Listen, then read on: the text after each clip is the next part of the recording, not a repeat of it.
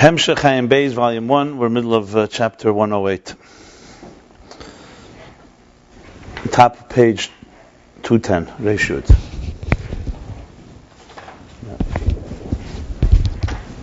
Yeah. So, slowly and painstakingly we're going through the parsha of Yaakov's life. It took him 20 years. We did it so far in 3 sittings. 3 days. Sum it up. See, that's the difference between a real story, when you live through it, and someone tells you a story, sipur.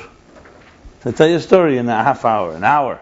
They're telling you 30 years of their life. So, is it really a gili of lukus, or is it a taste?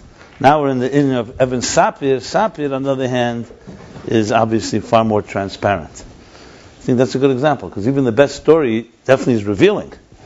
But no way, it's better than a number. A number, if someone says to you, I lived 100 years, difficult years, you have nothing there. I mean, yes, you have I can't say nothing, you have a summary.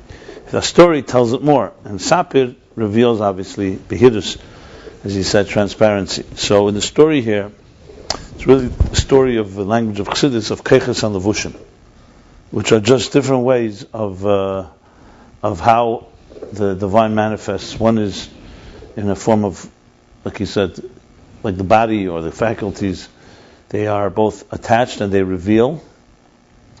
And Levushim are fundamentally concealers. And in order for this world to be the way it is, you need to have the Kalim which limit the flow, and the Levushim which conceal the flow, basically. Let's put it that way. And it's not the Kalim, but it's the Levushim where, because of the concealing, when the Levushim continue to conceal more and more, till the point where he says, I'm just using his language here that he used earlier, which I thought was very sharp words. He said, I'm reading the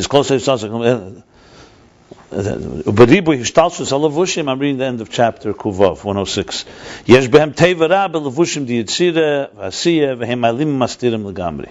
To the point they completely concealed, to the point that the mazal is completely concealed, to the point that you could actually worship, and the portion being the sun and the moon. Kalim alone cannot do that. Kalim contain. Kishmam kemhu. They contain. They limit. They define. As we said, they take from Eira Blikvul, and they make it, and then the Eira Gvul then turn it into a Kalim of Gvul. They manifest in a defined way. But the real concealment happens on the Levush level, as he explained at length, that the Levushim are like the garments on the body, like the shoes and so on.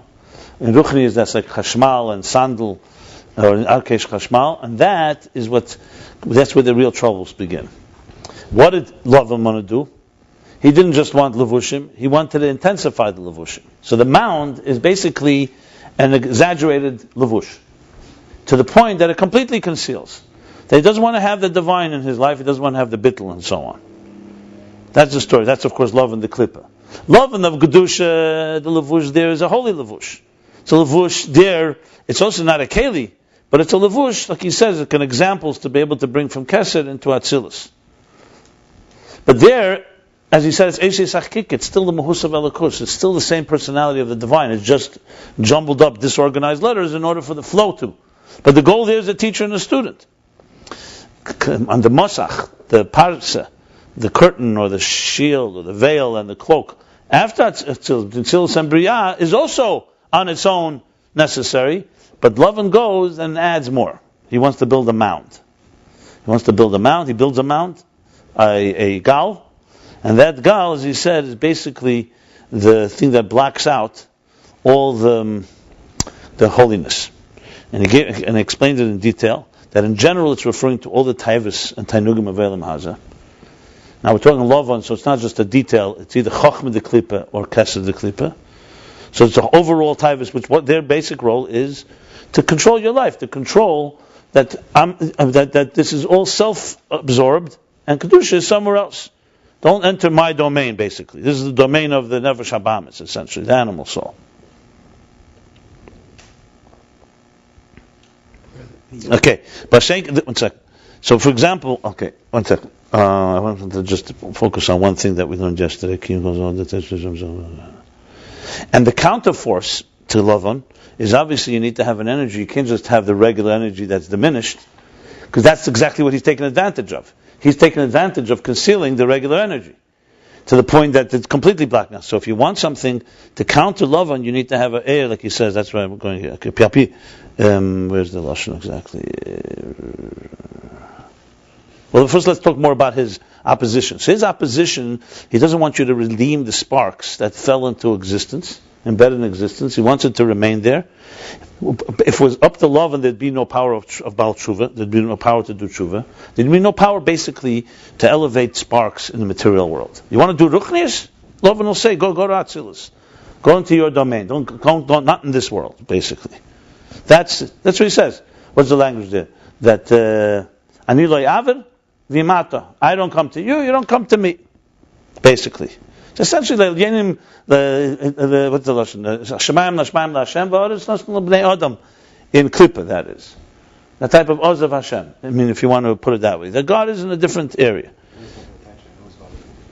But Shemayim there's positive types, there's a negative. The positive is like I mean, I have to look up a little detail, but I think the positive is basically that ruchnius is more the domain, it's more spiritual. Like when Shlomo Melech says Shemayim was Shemayim Leichal Kaluch Avke Beis, he's basically saying even Shemayim, which is the Malachim, Shemayim there refers to ruchnius and elevated states.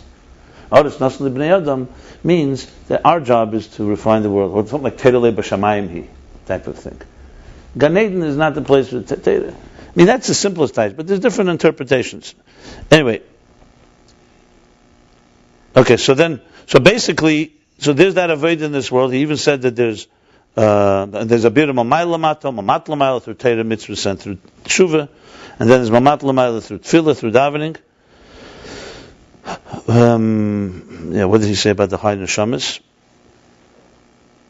Basically, so it's all elevating what sparks that fell in very dark places, and this is the high neshamas of the Gedim, like you said, al nafsha shrosa b'charan, the neshamas Rabbi Akiva, Rabbi Meir, Shmai Vavtayan, the Nevi'im, Avadya.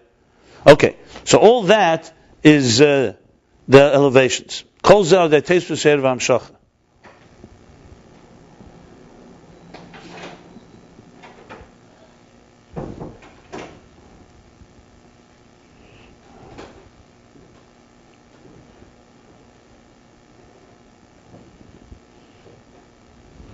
Now, all this comes from an additional power that's higher than the tzimtzum, that's higher than the pasais. That's why it has the ability to elevate. Because the energy that goes through regular shtalshlus, like he says, it comes through all the concealments. That's where the parsa has an impact, and that's where Laban can have an impact. Well, let's not talk about Laban for a moment. That's where it's all mitzumtzum. Davka shenimshach yesudis. Like he says, v'hi kel mamala rakia. So he said, nevertheless, even though there's a tzimtzum, there's a definition, like I said, the containers define, but they don't conceal. So like you said, it's a medida atzmis. What was the example I gave from medida atzmis? Yeah, like in other words, that it's not annihilating. It's a limited flow, not because you're concealed, but because you're choosing deliberately to be limited. So all this. This is all the Masach and Pasach Kedusha. They don't completely conceal. But Laban Arami, here goes. He wants an intensification of these garments, of these cloaks. So in the regular situation, they're necessary. Because you're bringing from higher levels to lower levels, we need to have a flow. So you need to have a flow that goes more diminished. He's coming and intensifying the block, and as such, wants to not allow anything through, like a v'nesechem avdilim, to stop the flow. So this is basically does not want to have the flow of Baal Tshuva, doesn't want to have Beis Hamikdash, the Nevi'im, and so on and so forth. And then he explained in the parentheses, which we learned, the last thing we learned was to explain the intensity of this klippa. He explained it in the context of the kesed of klippa. Two aspects here. There's the pnimi taiva, which is more of a klippa of a pnimizdik of klippa, so to speak. What do you call it here? Taiva is, what did he say here?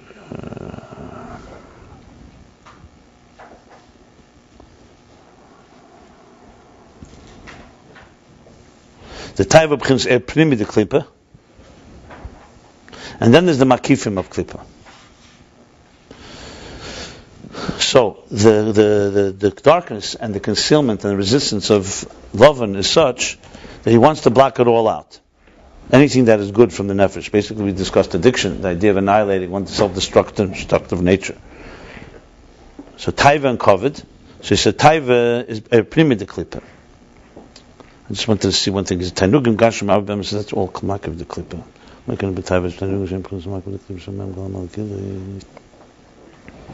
Okay, I guess Taiva in relative to Kovid is primi, because overall he says Taiva is Tanugim, the Bechin is Makifim the klipa. So anyway, then he went to Kovid. What is Kovid? Kovid is like, basically, it's not something internal, but you want to be respected, you want to be recognized. And that's all about self-sensing yourself, which is an ulterior, this is the what do they call it? The diametric opposite. How is somebody living in a bubble? A bubble basically surrounding him. Okay. So Kovid is that type of thing that completely consumes, it's completely opposite of holiness and Kedusha, because its focus is all about Hergesh Atzmi. And then he goes on to say the same thing like Levushim, Kovid of Levushim, and then the Levushim, the Tzir Atzmi. He's shamed as a Tzir Shalei. So it's all about protecting his image control. And all that is the diametric opposite of Kedusha, of holiness, where it's all about bittul and giving up of yourself and putting yourself aside.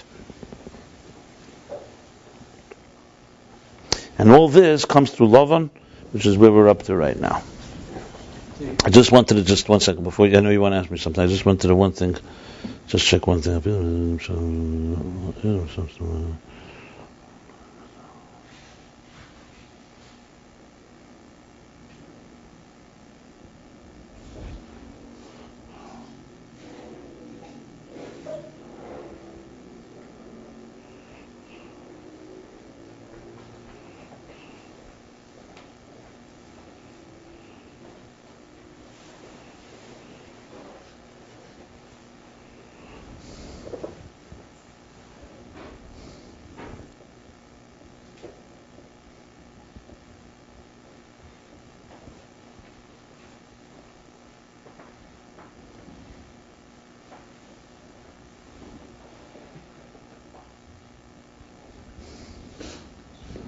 Okay, I just want to clarify, when he said that in order to elevate the sparks, you need to have a level that's teisvuseh more than the regular revelation that creates. So in regular, basically, like I said, Bereshis Bara Elokim, there's a certain measure of energy that creates existence. Fine. If you want to elevate sparks that are embedded, like the higher sparks that fell, like Nefesh Hashasa B'cham, the Gerim, the high Neshamas, you need a higher energy. That higher energy says, he says that higher energy so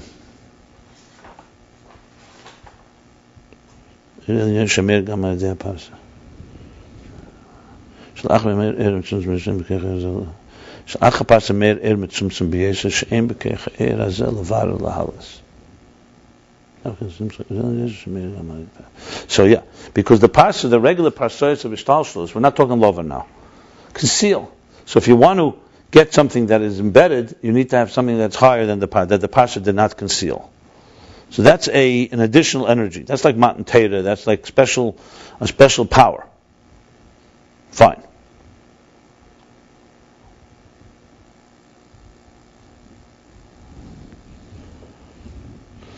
But then comes another situation. So in that situation, Mesachim Parsais are not concealed. They conceal the regular flow. But if you bring something extra, so you look through Aveda, when a person learns Teda, does a mitzvah, does tshuva, works on inspiring others, so they bring an extra energy that challenges and the parsa and pierces the parsa, pierces all the shields, and they're able to affect.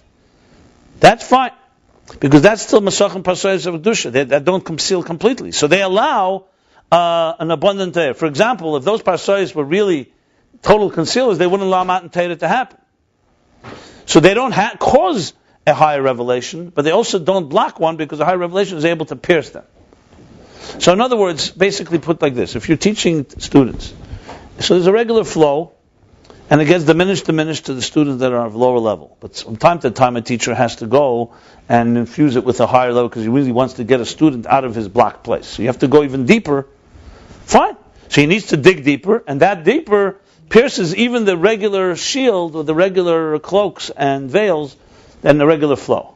But that's all proper. That's mesachim, that's curtains that are healthy and holy curtains. Okay? So think of it like this. All year round, the way the divine manifests in existence is there's different days. On Shabbos there's more, on weekdays there's less. But then comes once a year, Yom Kippur. Or once a week, Shabbos. Shabbos is like a gili from a higher place. So the regular curtains are open on Shabbos. It actually says that the Chatzar HaPnimi, the Beis HaMikdash, on Shabbos, they open the door. So certain doors are open. And the Pasuk goes back, it closes up by Havdalah after Shabbos.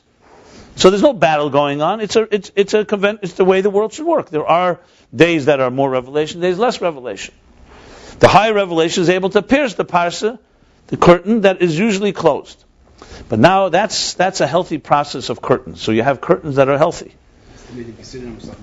Exactly correct. Like Tmidin Consider Musafim Kul Chosam. He says, taste and say it, right? That's a good way to put it. But you're not dealing yet with klippa. Then comes, he says,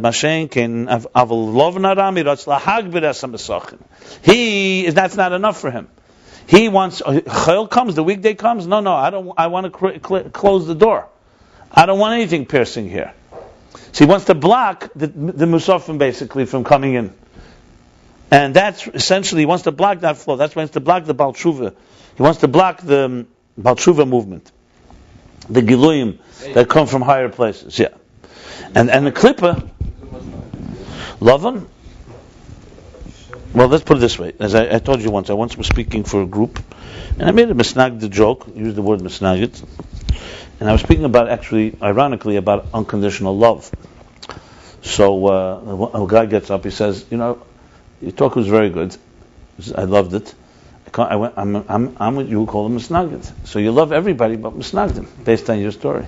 So he made a good point. So I said, no, you have to understand. I told him there's a misnagd within each of us. I'm not talking about individual you. Maybe me. We all have, it's an archetype. I'm not talking about individual. Some people manifest, some people embody that archetype, some people don't. But everybody's got the so-called thing in them. And I said, and you have a chas. And I told him, you have a chassid within you. There's a goyesha b'kivacha, and you have the chassid within you. The question is, which is going to dominate? Anyway, he was satisfied with that. Regardless, we love them, but we don't hold the shit. Right. They hate us, but they really hold us. Yeah. So in Aveda, this is all the taiva. The Aveda, this is the klippa of, as he said, taiva and kovid, which is keser of klippa, which is Lavan, keser. So Laban is standing right there at the gate between Atzilus and Biyah and building a mound that doesn't want to let anything through. Yeah. In Elam Hazah Gashmi Chumri, it's like he's saying here. But in Ruchnius, it's really the mound between Atzilus and Biyah. He's creating a bigger block than necessary. In other words, he doesn't begin by stopping the blood flow in Asiyah. He stops it right as it's coming out of Atzilus. So then, by the time it gets to Asiyah Chumri, we're in real trouble. He plugs up Malchus. Exactly. Good. Yes, plugs up Malchus with his keser Malchus like keser, but keser of Klippa. Remember, he said Le'umazeh. He has the power to do so because he has Le'umazeh. He's not just a slouch. He has power, and that power blocks it. And what is it? Where does it manifest when a person is into kovid, into levushim, into the taivas that he described? That's Lavan and in action. That's where we're up to. You want to ask something? I wonder. We seem to be excluding Kalim from the sun, from Zitra. What do we call the Indian? First of all, we're not. Like he said, in Zelu Umazeh, there's all the 10 spheres exist in Klippa, which means Iris, Kalim, and Levushim. Okay. That's not a contradiction. Let's say Chachma, when a person is conceiving a wicked plot, There's Eir in there, there's a Keli, and there's a Lavush. It's just like there's Eir, Keli, and Lavush when you're learning the Havdil Torah. Because it's Chachma being used. We're not talking about... The Lavushim here are to explain how he has an impact on Kedusha, how he can block out the other side. So it's not that Klippas are rooted in... have power in the world of Lavushim. If the Eir of Kedusha is Meir, there's no room. There's just too much. Like I said, when there's a cut on a person's finger, there's a open wound. That's where you got yourself problems. But when the Eir is very intense, there's no room for it won't allow for a Lavan to come into play. Even Kalim on their own are not. Remember, he said earlier, Malchus. As low as Malchus is in Atzilus, it's still the Kalim of Atzilus is still Iyu v'Garmur Echad. It's still divine. So you need a Lavush. What? The infections will take hold only on a Lavush level. They can't take hold on an Eir and Keli level. But that doesn't mean that there's no Eris and Kalim in the level in the Zelu Umazah. That's a separate thing. It's two worlds, two parallel worlds. We see that's the case also in Romans beyond. We see that all the Shachar by Kaplan is Kula Kodesh. Everything is sacred, yes. Everything is divine. So then, are there spiritual obstacles of Kaplan or Kaplan? You're asking a separate question now. Yeah, I guess. Well, so what you asked me? It wasn't a separate question. It's really the same question. But the first, I want to know if I answered the first question. The question I answered is that there's absolutely Eris, Kalim, and everything in the Umazah. Everything is parallel worlds. No, it's Zelu Umazah. God created parallel worlds. Right, of Klippa. So they only mix in a Siyah, basically? No, the question is, how could they take hold? In Atzilus, they can't take hold. Lo yagur chara. Because in Atzilus, you have a healthy Eris and Kalim. There's no room for it. You need a very deep concealment for them to take hold. It says, B'chlal, that Yunikas HaChetzenim happens one of two ways. For a negative energy, think of it physically.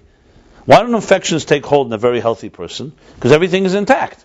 They need vulnerability. They need something concealed. Tumah cannot come, impure powers cannot come in a place where Kedusha is very dominant. It has to come in a place where there's Kedusha, but the Kedusha is off guard. Like when a person dies, God forbid. Tumah, that's when Tumah's mess. How come the same body a second before was Tahir, now it's Tameh? Why? Because they gather where there's holiness, but when the holiness is not there, no one to protect it, so to speak. When there's vulnerability. So that's why it's called Levushim. Because Levushim create that concealment, and it's so much concealed, that's where they can take hold. Okay. But the world of Klippas, so to speak, you ask me where they begin? No, it doesn't begin in Atzilus, obviously. It begins on the lower levels. But they have total Eris, Kalim, and everything. They have all the powers. Sometimes it says there is. No, that's a good question. Sometimes it says. No, but there is. But he's asking a separate question. It says some places that there is, but it's a different discussion completely. That there's a Lumazah of Atzilus. It's not exactly called Atzilus. It says sometimes Lo Yigur Charad. There's no Ra, but there is some forces there too that are very powerful. But that's rarely discussed in Chassidus. Yeah, but that's a whole different. No, that's not a stake in Gan Eden. That stake in what you're talking about, the shoes in Gan Eden. No, a snake.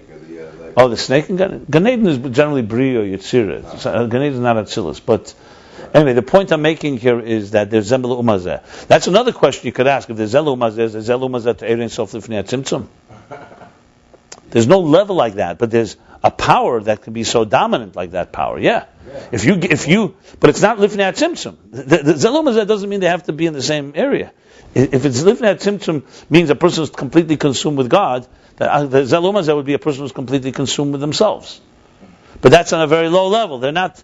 The Zelu Umazeh does not travel like this. It means in our world right here, you have two parallel forces. Inside of you have a Nefesh Elkis, Nefesh Habamis. If you go to the root, in Atzmus, you're not going to find Nefesh Habamis. In Atzmus, you'll find the power to conceal. When that evolves enough, a Nefesh Habamis can emerge. If you want to put it that way. That's really the difference between Bria and Atzilus. Atzilus means that even as it is manifest down below, it's still a divine entity. Bria means it also has a root in God, but when it manifests below, it feels itself as an independent reality. And Klippa is dependent completely on an illusion, on the illusion that it's self-contained. Like I said the other day, bluff. So basically independency is illusion, so that's where Klippa... I wouldn't say independence is not an illusion, because the Tzimtzum is not an illusion. Klippa is an illusion. Independence is a holy thing. God wanted us to be independent. What's a klippa is when you decide that you're independent, you start worshiping yourself and say, there's no purpose in your independence. Independence is fine. And then you're alive. It's like a shliach. A shliach has to be a bad das b'fnei atzmei. He has to be a separate entity. He cannot be the mishaleach. But he is then dedicates his life to fulfill the role of the mishaleach. Where does it become a problem? When he decides to go on his own. So independence per se there's two choices. You could use your independence and become a channel, an agent for something greater, or you can become. Kalim are an example of that. Kalim are so-called a certain, not independence. I wouldn't use the word, but they are more their identity. Anyway, it all comes down to it begins with total unity. Remember, we said Yachid, then Echad, where there's diversity, but they're all aligned, like the Kalim. Then there's Levushim, which are still Kedusha. They cover up and they are able to express the idea to others, like through examples and so on. And then comes Klippa. Klippa is where it begins to take on Pirud. I'm on my own. If you really want to break it, that's how it is. That's how it's the sense. So once you get into the world of Klippa, there's Eris and Kalim. But doesn't mean there's Klippa in the higher levels, because they have no room to manifest. Remember, before Shviras HaKelim, there's altogether no room for any Klippa. It's only because of the misalignment that causes the shattering, where that's besides the levushim, that's where the real problems begin. So that diverts some of the energies from the good side to yeah, absolutely. Because you can't just divert. See, concealing can conceal, but like he said, it doesn't really create a radical quantum leap. To create a quantum leap, to create a Hitler, or something like that, it's not enough just concealment. You need something that is radically. Like, think of it like this: think of it to create a serial killer, a murderer. It's not just enough that he grew up in a not such a healthy home. Usually need some type of radical thing. That all radical things are a result of a radical behavior. Something caused it to be radical. Follow what I'm saying? So Shviras HaKelim you could look at as being the radical, the molestation, the abuse in psychological terms. Something that shattered something. Once it shatters, it's a whole new world. It's is hiding.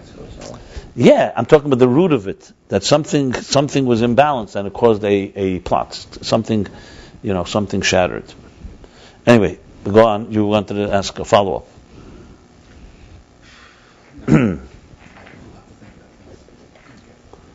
Okay. Remember, do me a favor, very important. When you learn Chassidus, do not become technical. If you start trying to find it where it's on the map, you're in trouble. It's not a map. It's all psychological and spiritual. And that's how you have to define it. You have to find a psychological model where you can talk about it. Or else we're going to get into like, okay, but 1 second. If this clip is this, so then where is there a clip in Atzilus? It's a question, but that's not the issue here. The issue is you have to understand the concept of it. That's why I keep the example. A healthy human being, there's no infection possible when a person's immune system is strong and they're healthy and so on. Now, if infection comes into play, like I said, there's 2 reasons in Chassidus explains. 1, because there's so much concealment, so there's room, there's vulnerability. Or there's detachment. The makif can allow for klippa, because it's like detached. It's like the king who's removed and aloof. So that's the second reason. But that's not discussed here. That's another. Yeah, like that. Shmamas Yudayim to Tapish. Yeah.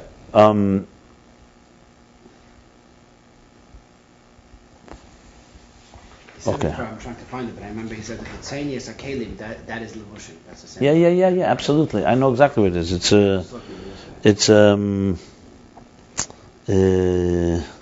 really a separate entity. It's basically Tzanias. Remember, there's different interpretations. You see now, we're even talking now. Sometimes it says in Svarim, in the Kabbalah Chassidus, that there's 4 levels. There's Eris, Kalim, Hecholis, and Levushim. And sometimes they say Eris are Atzilus, Kalim is Bria. It's like Neshama Guf. What was the third thing? No. Levushim is the last. Is like Asiya. So everything is microcosm, macrocosm. You have to always remember that. Yeah, so you see here, we already had interpretation that the Keiches and the Guf are all in Atzilus, all the Kalim. But that's correct. I would basically, if you really want to break it, there's 3 levels in Kalim. There's inner Kalim, middle Kalim, and outer Kalim. I'll speak about the middle ones later, but generally speaking, that's probably Sfira, Sapir, Sipur, and Mispur, I would say. It's probably the way, I said that as Derech Eretz. I didn't see it, but it doesn't say it so explicitly, so I don't want to say I'm not definitive about it, but it sounds very much like that. Now remember, the more inner the keli, the more closer it is to the energy, the more transparent it is. So so it loses its separate identity. So a number, it's more the sheer number, the volume, the keli of it, the identity. It's chesed, not gvura. In the previous, in middle keli would be more like telling the story. The story, so the details become less tangible. And then there's the transparency, what I said before, that it's like a story itself, you tell in a half hour or 10 minutes, and it's a story of far more time, of more experience. That's Behirus, right, exactly. But he's going to get back to it. So right now what we're really stuck in here, we're in the middle of the discussion of how these mesachim, how these parsois, that are meant to be healthy garments, can become abused, and become basically, these concealers become weapons. These are Laban's weapons. All this that we discussed. Laban's building of the mound, which is this block that he's creating between Atzilus and Biyah, which, as he said, is all about not letting the light in. He's an agent of darkness. And all that he said before is that there would be very strong words. It's an unbelievable thought if you think about it. All the Rebbe spoke about in the 60s, that the young Jews today, they're all over the place, brought up in Taneka Shenishbu, so it's not their fault. They grew up in homes that never gave them education. So you can ask yourself a question, okay, these sparks are pretty dark. It's very hard to reach these people. You can't even find them. The fifth son, they don't even come to the Seder. So one could argue, where's there going to be a spark here? So leave it up to Laban, and there'd be no, you say this, they would never have an awakening. The fact that they have an awakening means that it's not airtight. That something did break through. Or Laban got weaker. He doesn't really explain, but I'm saying Laban in his full strength would have had none of that. That's the piercing? That's the opposite of the piercing. That's the blocking. I'm saying the fact that something did get through. Yeah, that's the piercing. I would assume that he's going to say that Yaakov's matzeva is a challenge to Laban's gal. That's probably what he's going to say. Yeah. So in other words, if Laban are left alone, because he didn't yet get to how do we counter Laban's gal. He just spoke about it. So we have to get back to that. We do know that before Laban's gal, there is a regular order, and there's an additional abundant revelation. Like he said, that's basically the work with Itzayin. Yaakov's work with Itzayin Laban, yeah. But now, when Laban's about to part ways with Yaakov, like we're going to learn right now the stakes are high. Now is where we're going to decide what's going to be the future. Yaakov halachaldake. Hey, it's after Tishrei. Now we're up to in Tishrei. Laban can't do too much because that's with the full intensity. Taste, like you said, there's Musaf Kel Chasan, etc., etc.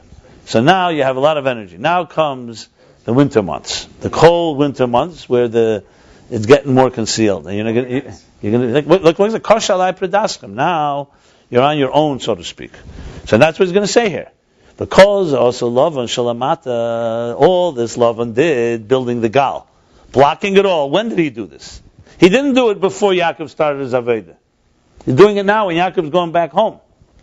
Lamata, he's saying Dafka Laban Shalamata, because he's talking to Laban of Lumazah. Yaakov be'uvda shalei b'makles. When is all this Laban doing? Doing after he saw that Yaakov was successful in all his uvdas, in all his so-called mechanisms, machinations, all his activities. It's a nice word, uvdas. Not avoidus, it says uvdas. B'makles. Because when you look in the Torah, what does it say when he's tending to the sheep? He's doing all this breeding, the maklis, the spotted maklis, and putting them that the sheep should see it, etc., etc.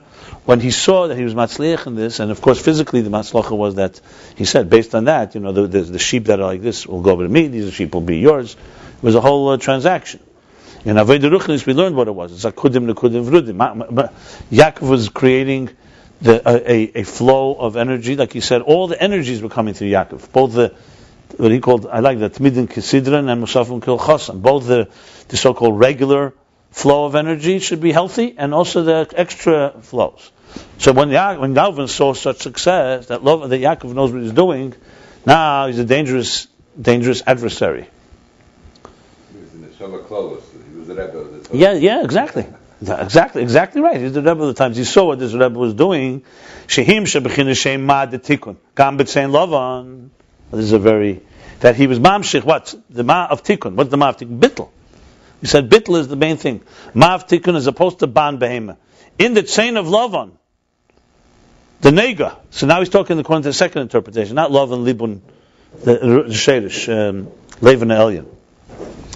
And he's seeing that he's taking the chain of Lavan, which the chain of Lavan you can imagine were the sheep of Lavan were like Lavan, meaning they were not very holy, and he's taking that Lavan, which is ban, and also Behemah is ban. He's taking his animals, his sheep.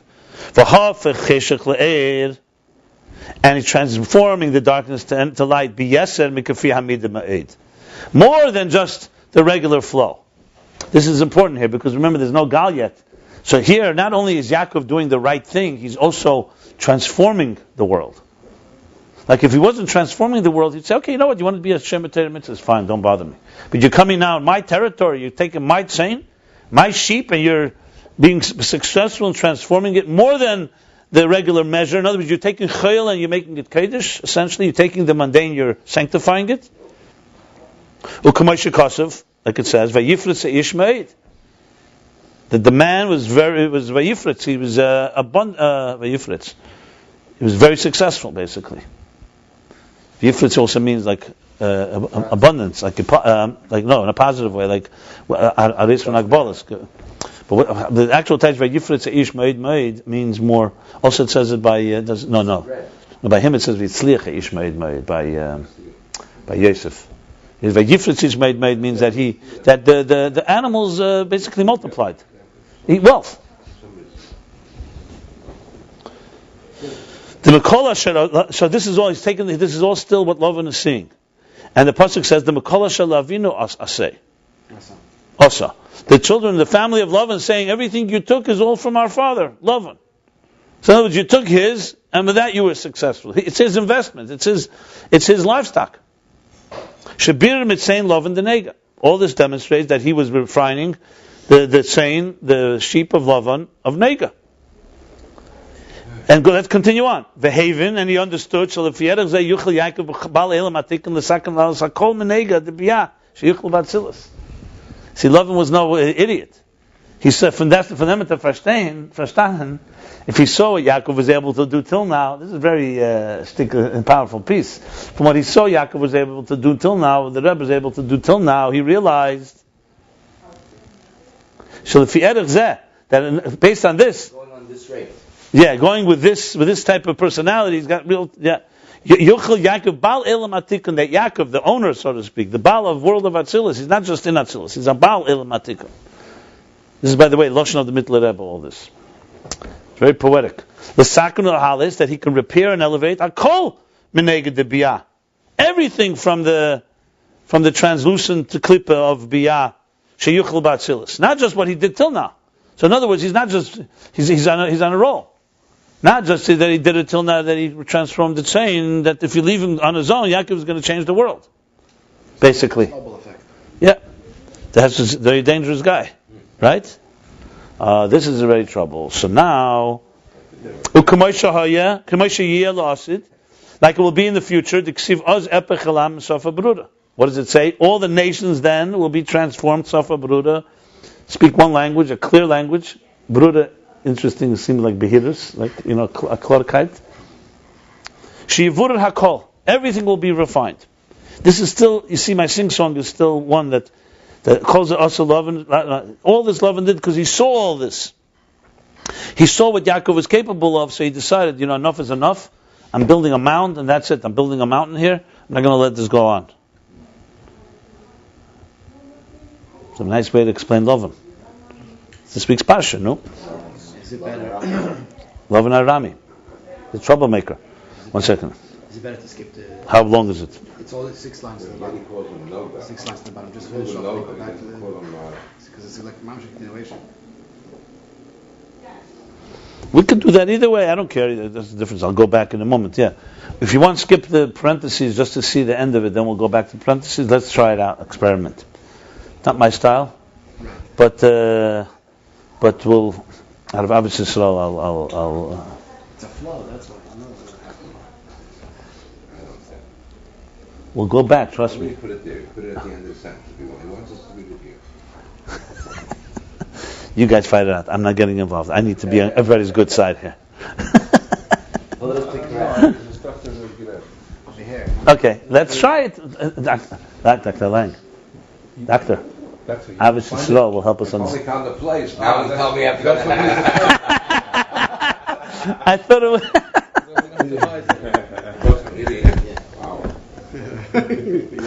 That was very good. I thought you were saying that Rabbi Rashab wants us to read here. I am, but Okay, it's a story of your life. You finally found the place, and they tell you got to go somewhere else. It's like when you go to, you spend the whole day looking for your terminal in the airport, and then you come there after schlepping, and they tell you the last minute they changed the gate. It's one flow, yeah, it's one flow. We'll do it. It's fine. Let's see. Maybe we'll get a taiva. Okay. So skipping the parentheses, which is not my style. I'm saying again for the record, and I apologize to Rebbe Rashab. And because of this fear, also love and gal lahafsik. Because of this whole fear that we just said, that Yaakov is going to bring Mashiach, basically. That's exactly what he's saying here. Because of this fear, Laban did this. Also, Laban Gal, he built a mound. Lahafsik bein nega l'debiyah l'atzilis, to separate between nega, the klippa. Nega literally means translucence, but it means the shell of biyah b'riyitzir asiyah l'atzilis. V'omar kinister ki. What does it say in the pasuk? Yaakov Laban says that in this parasha. At the end of the pasha. Kinisosar ishmerei means as we will separate from one another, but nisos also means helam. So, kinisosar ishmerei, as we will separate, we will hold on to this covenant, right? That's what it is. V'amar kinisosar. Hainu shiyeh b'chinas hester v'helam gomer. That's what he means. The word nisosar. He doesn't just say we should part ways. We should conceal. It means a complete covering and concealment. He said in a positive way. Yeah, but imani lo yaver. Just as I will not pass this boundary. Yeah. Now I remember. Yom lo v'nagala za'ayid b'nir b'ncha yem al ken kodesh megilad v'mitzpah shel amir b'nir ki nisosar ishmerei. So he says, Rashi says, they wouldn't see each other.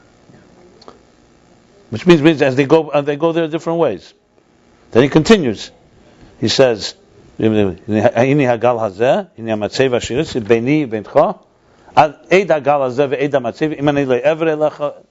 basically, I won't cross and you won't cross. Yeah, clearly, it explains the whole end of this parsha. Look how much, why is there such a long story about the gal? How much is this? But there's like maybe. The second gal was made after he left. He's talking about a gal. Maybe he's talking about the first. No, there is no first gal. The only gal is after they left. The matzeva, there's a first matzeva. Then how can he refer to it? No, he's referring here. The story starts here. He's not referring to the gal then. That's what you just read. He is. We are exactly referring to the He's gal. talking to Yaakov, right? Yeah. And he built a mound, and he's telling I thought Yaakov. he said the gal was made after Yaakov left. No, when they were parting ways, the last encounter. It's on the road, And then right? he ran after him for 3 days. Yeah, he ran after him. But then in their last encounter, after he caught up with him, they had a confrontation, and that's when the gal was made. It's very clear here that the gal is not no positive thing. It's clear that it's not just. You see that he's separating. I mean, he let him go. He didn't. He says, "I'm not going to kill you." That yes. So basically, because of this theater, so Nisaser, and she begins says to him, "Imanila aver, I won't pass," which means bechinas halal mamatalamayla, that there will be no elevation from mamatalamayla, like he said earlier, tefillah, that from below elevating the sparks from the bottom up. And you will not pass. Don't bring me Torah and mitzvahs and tshuva and all the other good things. V'zeu shekara sagal yigar sadusa. The pasuk also says he called yigar sadusa, which is an Aramaic word. V'isa b'shach sifsei kain ala Torah. The only time it says in the Torah, Aramaic word. Tetofis, some say, is also. Yeah, but right. Yagarson. So Isa b'sifsei kain ala Torah. The sifsei kain writes, "Shezel b'gematria Hashem, shu chiluv da'havaya lekenu, d'Hashem lekenu Hashem." Let me see what this means. Gematria Hashem. What is the gematria? Let's know. What's like the gematria of Yigar Sadusa?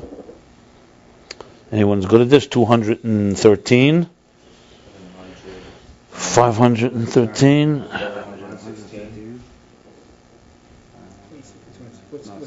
Sadusa 716. And Yigar is 916. 916 and then 13. 926, 929.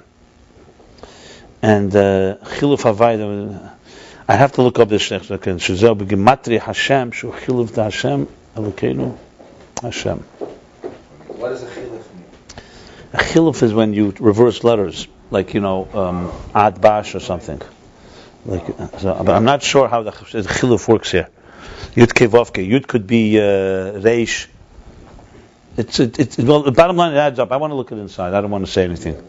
The bottom line is, we're outside the parentheses. It's also complicated.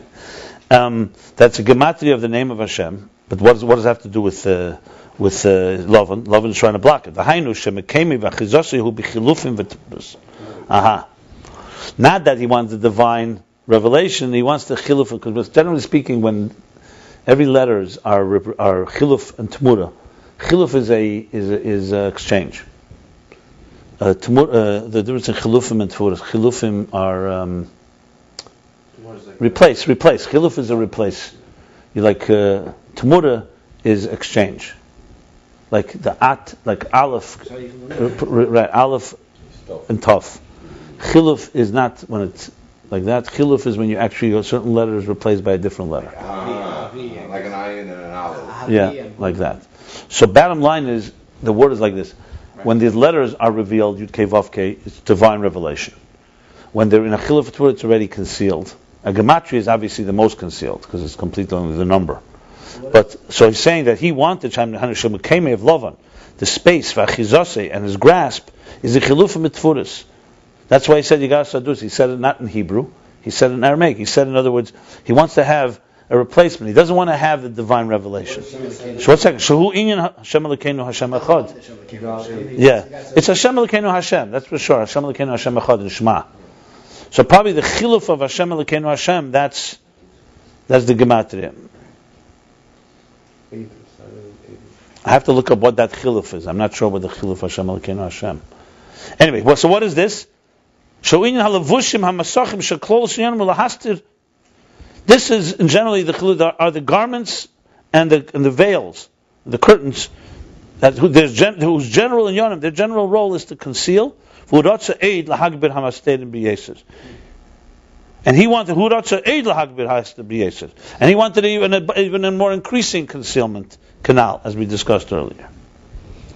So we're going to look up the Yigar Sadus exactly what it is, but I'll look it up. This is from the Tzemach Tzedek, I'm sure. So we go back to the parentheses. Okay? So what do we have? That Laban, seeing all the success of Yaakov and realizing the stakes that this man can do a lot of damage, quote unquote, and transform the world and bring Mashiach, basically, Ozepech, and elevate it all. That's why he went ahead. Because this fear, he went to build this mound.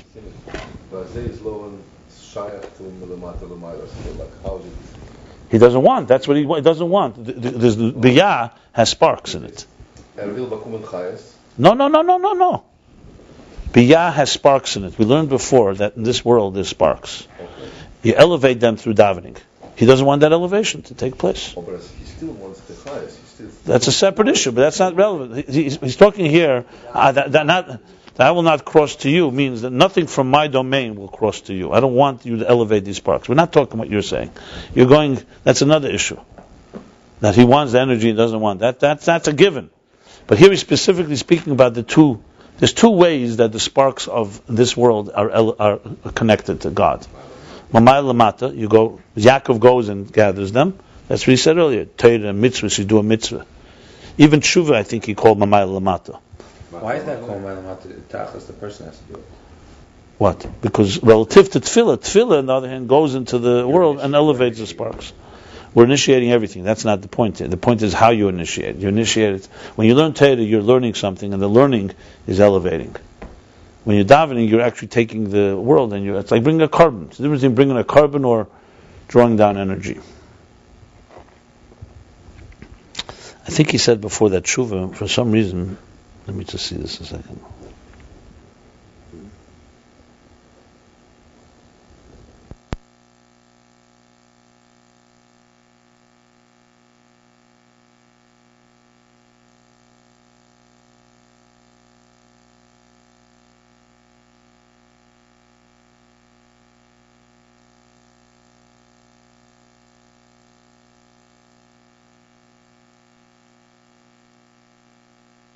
I don't know. Anyway, the bottom line is he does say that tshuva is mamay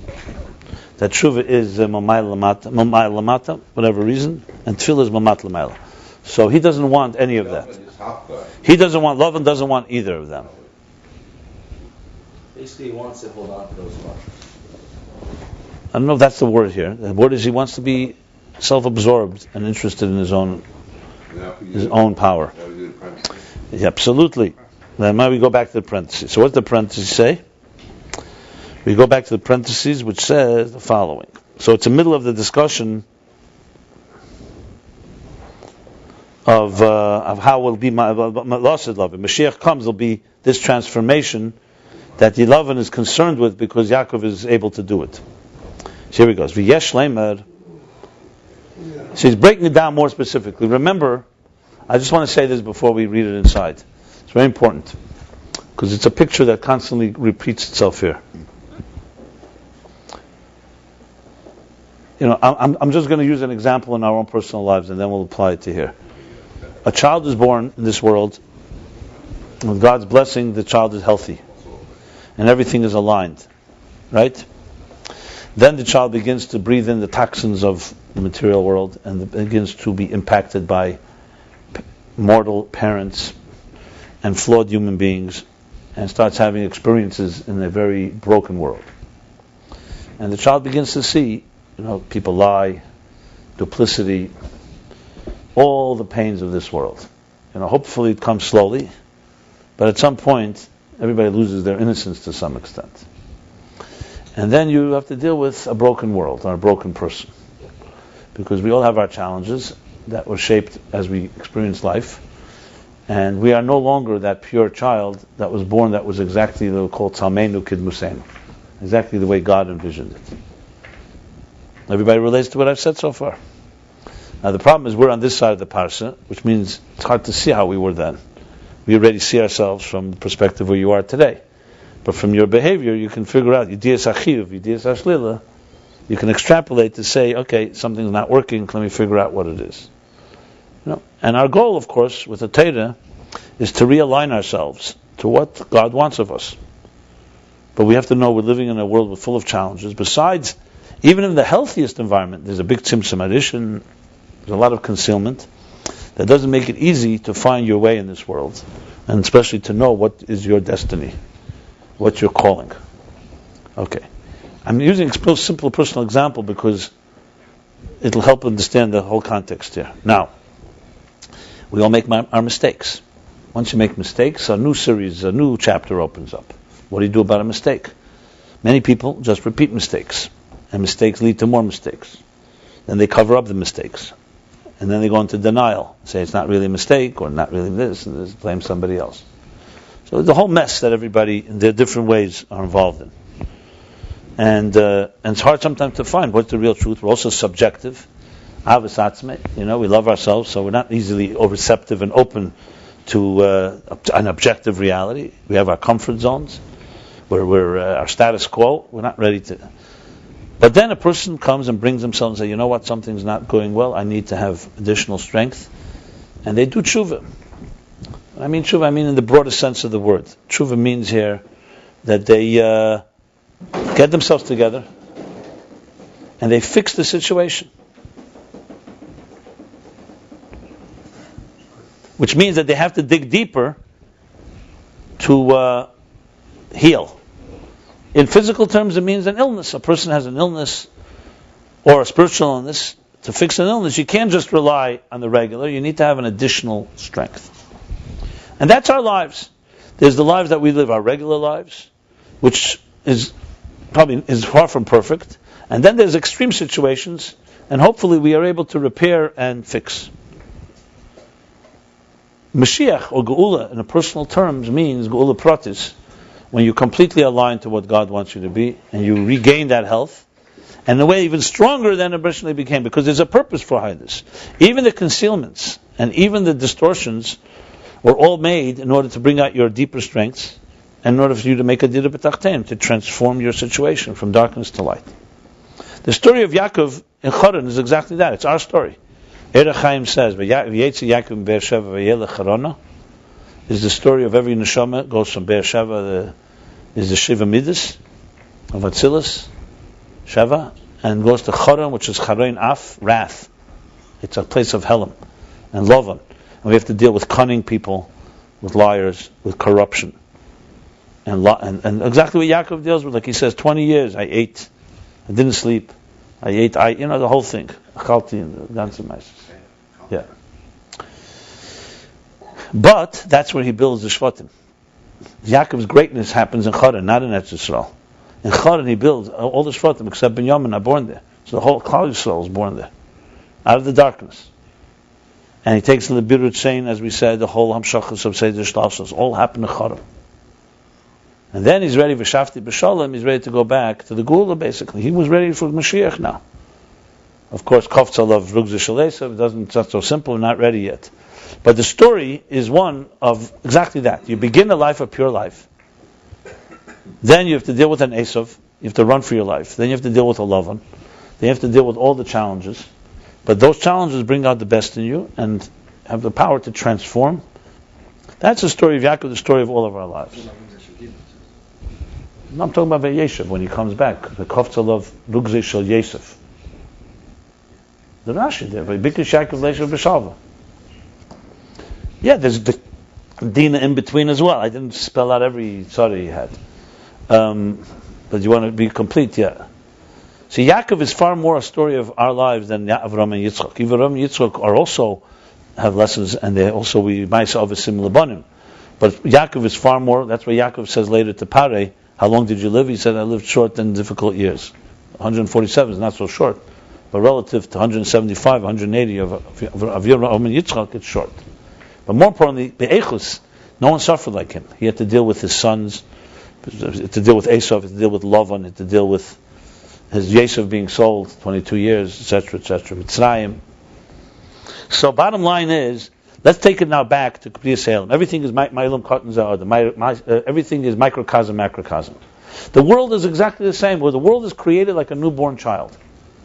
By the way, our personal growth from childhood through adulthood is exactly how the world grows. Breshis bar Elokim, Elam al Miluye Nivra, as he said. The world has created a perfect world. Miluye. As he said in Loshen HaKabbalah, Malchus is on the highest level. There's Gilei Elokus in this world. We say in Basilagani. What does he say? That Ikar Shchina Basilagani Aches Kala. Why? Because Ikar Shchina B'tachteinim Heisa. The Mokim Shayi Ikar B'tchila, Ikar Shchina B'tachteinim Heisa. So when Adam and Chava and Gan Eden, they're like newborn children. They're 20 years old, but they're like newborn consciousness. Everything is aligned. Then comes Chet Tzadas. That's their loss of innocence. We all go through our Chet Tzadas in our lifetimes, probably more than once. But what happens now? Because remember, even though it was a perfect world, it's not a world that is God yet. It's still a Bereshis Bar Elokim. There is a Tzimtzum Elokim. There's a Helam. There's Toyu. The stage is set for problems. There's a Nochash. They had choice, but it's set. And then starts the levushim, start coming to play. That these concealments now block. They block the energy. That's why Avram and Chava before the Ched did not need levushim. Yemamish have the whole story here. He says it all. They didn't need garments. Why? Because there was no zulas. They were not interacting with something that has any room for any klippa. Levushim are only needed, as he said, garments for outside reasons. To protect from the weather or to cover yourself from other people. In a place where everything is pure, like a newborn child does not have any shame. There's no consciousness. There's no guilt. There's no sense of. There's no even sexual identity to feel about. That there's nothing to be ashamed of. Then suddenly Chet Tzadah changes the whole picture, and now they cover themselves because there is a consciousness. But they do tshuva, and now starts the process, the bottom up process of actually now dealing with fixing what was broken.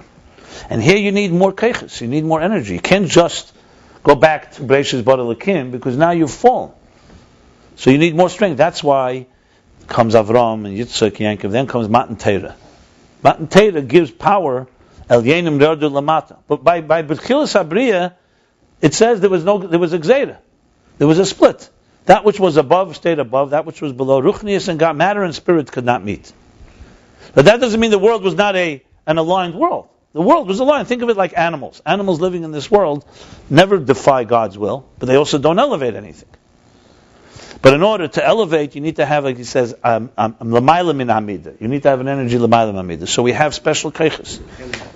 The Avram began by, it says Avram Hiskal, we'll learn later, Avram, the Matan Torah began with Lech Lecha of Avram.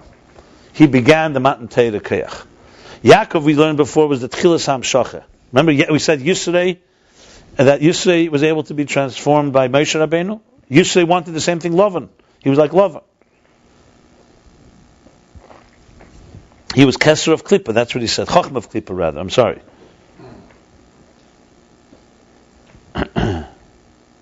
So, Yaakov begins this, Yaakov Shapadas Avram, Yaakov begins this refinement. He's bringing in higher energies in a world that's not perfect, to the point that he's able to transform even the sheep of Laban, who's from Klippa. But now the war is not over. There's a final stand. When Laban sees the stakes, he says, this is trouble. He's about to transform the world and bring it to its ultimate purpose. He has the power to transform. So what's the final stand? As we all know, when the Klippa makes a final stand, it brings all its best powers. And Laban comes popping up with his whole gal. He builds this mound. And now he's fighting the whole Gilead Lakus.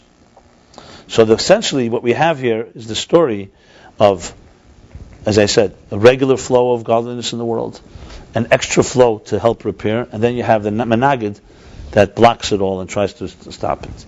And Levushim is where it all takes place, because Levushim is the place of concealment. So if you talk about now in Lashon Achsidus, when we're born, it's like Eres HaKelim of Atzilus. When the world was created, Eres HaKelim of Atzilus, everything is aligned. Obviously it's Asiyah, so it's not exactly Atzilus, but I'm just giving you an example. But there's Levushim. There's Levushim, but they're Levushim, like he says, that are healthy Levushim. They're holy Levushim. Like there's, like a Parechas, there's curtains in Beis HaMikdash too. Those curtains are not negative, they're positive. Because you live in a world. You live in a world where day one is Eir, day two is Rakia. You have a world of diversity. But just like, would you say when they say there's a Parechas, not Parechas, there's a Havdalah between the food pipe and your air pipe. There's nothing wrong with that. That's the way it should be. In a structured world, there's a difference between Chesed and Gvura. So there's Parsais in Atzilus, there's Parsais higher than Atzilus. But that's fine. But the stage is set. Now it's possible, in the lowest level of the Parsa, there's vulnerability. So now, because of the concealment, comes the Nachash. Okay, and Nachash is like Lavan, the same idea. And he resists. And here you need to have an abundant energy to correct that. So Yaakov is doing all this work. You have Matan Torah, as I said, and all that. But then there's the other side that has power now. And this power of Lavan, it represents the Lumazah of this world. And there it's building all kinds of blocks and obstacles not to allow us to do what we have to do. So really you have here almost like three things going on. You have regular flow of divine energy, you have an abundant flow of divine energy, and you have the resistance, which of course will require even a bigger abundant flow to challenge that, which we didn't get to yet. So this will help understand this parenthesis and also the earlier one. If you remember, the parentheses on page Reish Vav was also similar.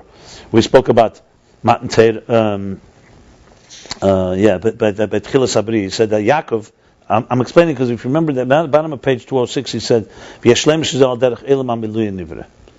Yaakov's working of bringing an abundant amount of divine energy was like the beginning of creation, which is a taste of Matan Teir essentially.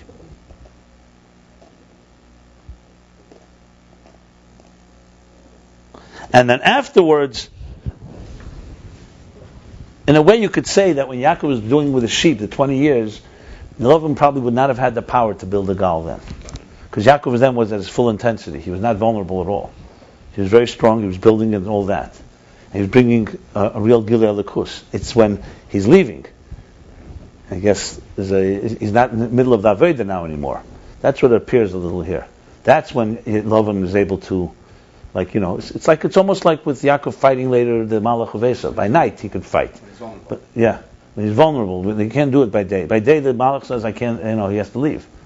It says in Chassidus, Kabbalah, the Zohar says that it had to be by night. Because night is a time where there's less kedusha, less holiness. Okay, so let's read this parentheses. Because you see there's a constant theme. In Reish Vav, if you go back on page Reish Dal, the same thing. We talk about Malchus going up, he said the same, Ayin Beis Elikim. It's all, he was building something for Beis HaMikdash. It's all the Gili, a higher Gili. He wants to build a higher Gili.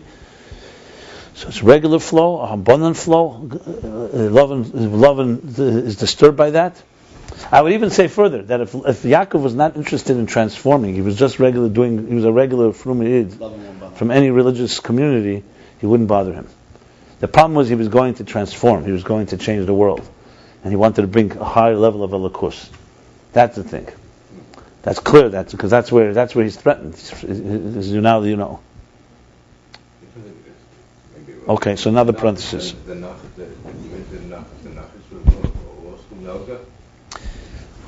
I don't remember the exact names of the level. Yeah, but you could say that the Nachash is. It's all. They're all reincarnations of each other. Shalosh Klipsat Meis are not a force that usually defined in this way. You never will find something that says Shalosh Klipsat Meis on one of the individuals. They're not trying to do anything in the world. They're just so far gone that they have no connection. That's one aspect of it. Another is he's talking about the root of everything. Nothing starts with Shalosh Klipsat Meis. Klippas Nega is the root of the problems. Even Amalek he didn't call. He called Amalek here. He said Klippas Amalek. There's also that level here. Here we're talking about concealment of the divine above all. Shalosh Klipsat Meis is a whole other discussion, which I really, frankly, we learned it. I think we completely don't know what we're talking about when it comes to those things. Shalosh Klipsat Meis, we know very little what it is. What does it really mean? I mean, we learned the Tanya and we're told certain things, but it's very simplistic. It's not that simple. Can't be minded. Huh? Can't be minded. I don't know, whatever. Can't be minded. Yeah, I understand, but what is it? What can't you be minded? Give me an example of it. The mitzutzos that are energy can't be. You think it's so simple? Is a horse a Shalosh Klipsat Meis? You can't eat it, but you can ride it. A horse. You're not allowed to eat a horse. It's treif. No. But you ride on it. Right. When you ride on it, you can ride it for a mitzvah. So is it Shalosh Klipsat Meis or is it Klippas Neg? In terms of eating, it's Shalosh Klipsat Meis. So it's a relative thing? I'm telling you, it's more difficult than you think it is. It's not so simple. Is it relative or is it a... We learn it, it's almost like, this is Klippas Nega, this is Shalosh Klipsat Meis, and this is Kedusha. So I'm asking, show me three objects, name them, that this is Shalosh Klipsat Meis, this is Klippas Nega, this. It's not so simple. There's no objective. Even a chazer. It is. Something they can't have enough from. Something they can't have enough from, then Shalosh Klipsat Meis can't do anything. So you're talking about states, not physical objects. You're talking about, it's a state. Physical objects, there are physical objects you can't have any enough from it. So like Avodah Zarah. Avodah Zarah. I've been mixture of, let's say. Okay, but Avodah Zarah, let's start with Avodah Zarah. Avodah Zarah began, let's say, a tree. Milk and meat. Once again, a tree is Klippas Nega. Yeah. Then a person worshipped this tree. So he took it from Klippas Nega and made it Shalosh Klipsat Meis. So what exactly happened? I know what you're saying. It's not so simple. It's an object that was changed by a person's kavanah, not because the object changed. Now you can't do anything. Right. Is anything created Shalosh Klipsat Meis? Is there a creation that's a Shalosh Klipsat Meis creation? It's not so simple. It's mostly through us. Because a tree, there's no such thing as a tree that grows that's only Avodah Zarah. Mixing with the meat. Right, exactly. Even a pig. As repulsed as you may be by it, but a pig is there are people who sell pigs and make money on it. It's not Osir Bahana. Yeah, football. Also the time, it says also. Huh? Mashiach comes also the time. Right. I'm not. I didn't say we don't know anything about it. I'm just trying to say it's not as physical object related as we think. Even what it says in Tanya, he says rooted there. It doesn't say. Then he says, but you have to remember that the Rabbi Hillel Parcher, the name of the Alter Rebbe, says the Chassidim Misaelim come from Klippas Nega. So, what does that mean? So there too you have that you could have something that is begins one way. You could also do tshuva with it. The expression of Kshol Klippas Atmeis and Klippa is from Yecheskel's Mekava vision. Technically, Klippas Nega means a more softer shell. And Shalosh Klippas Atmeis means harder shells. There's a letter from the Rebbe. The Shalosh Klippas Atmeis is Onan Seira. It's a cloud. Ruch Seira. It's like a cloud, a wind, and a Eish, and a fire. There's what they are. The exact three klippas. They're basically very strong concealments.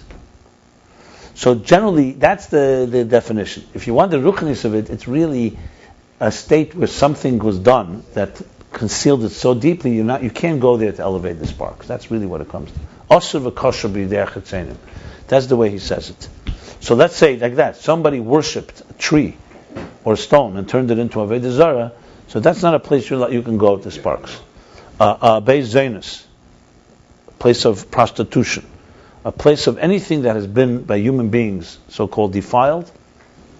It's not a place you're supposed to go to elevate sparks. There's sparks there, but they're now been trapped and held hostage. The way we elevate the sparks is by avoiding it. Now, God forbid should a person sin and fall there, not intentionally, they can then elevate. That's what he says in Tanya. So Shalosh Klippas Atmeis is not really a state that just something. That's what I'm saying. No one's born Shalosh Klippas Atmeis. It comes. Laban, surely his behavior could have led him into Shalosh Klippas Atmeis. I'm sure that happened. But they don't usually define it like that. You'll see, they'll always define it like Kesed the Klippa. That's what they'll call it, or Chochmah the Klippa. Shalosh Klippas Atmeis is already a state where it becomes impossible to refine. That's really if you really want to ask Shalosh Klippas Atmeis, you have to really say it's a place that we cannot go into to refine. That's not the case. Haran is not that, or Yaakov wouldn't be there. Yaakov was able to refine. And was able to. Even Parei, even Mitzrayim, the Jews went there. They were sent there by God. They led there by God. So you can't say it's a place you're not allowed to be. Once they leave, you're not supposed to go back or whatever. I'm trying to say it's not so easy to define Shalosh Klippas Atmeis in an objective light. It's not like, is there a place in the world that's Shalosh Klippas Atmeis? Yeah, a place that's also to go. When Torah says you're not allowed to go somewhere, that's for all practical purpose controlled. They're not gone. They're darkened to the point that you can't access them. They're not gone. They're never gone. There's no such thing. It's very clear. It says clearly in many places. The Tzemach Tzedek writes at the end of Tanya Perek Aleph, where it says Ein Behem Kedusha, he adds Ein Behem Kedusha Klal Mitzad Atzmam. They themselves don't have any holiness, but it's in there, but it's concealed. Sometimes it's compared to Chaticha Nas Nevela, a piece of meat that falls into a kosher piece of meat that falls into a pot, let's say, of non-kosher. So if it's, then it becomes non-kosher. So it's still a kosher piece, but now it's become completely, it's like a black hole. The light is swallowed up by the white light is being consumed by the darkness. Okay, let's read the parentheses.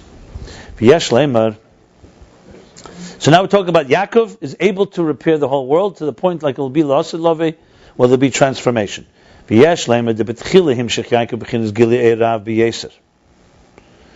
we could say that in the beginning, when Yaakov was in Haran, he transmitted a very abundant level of energy. The betchilas habirur, this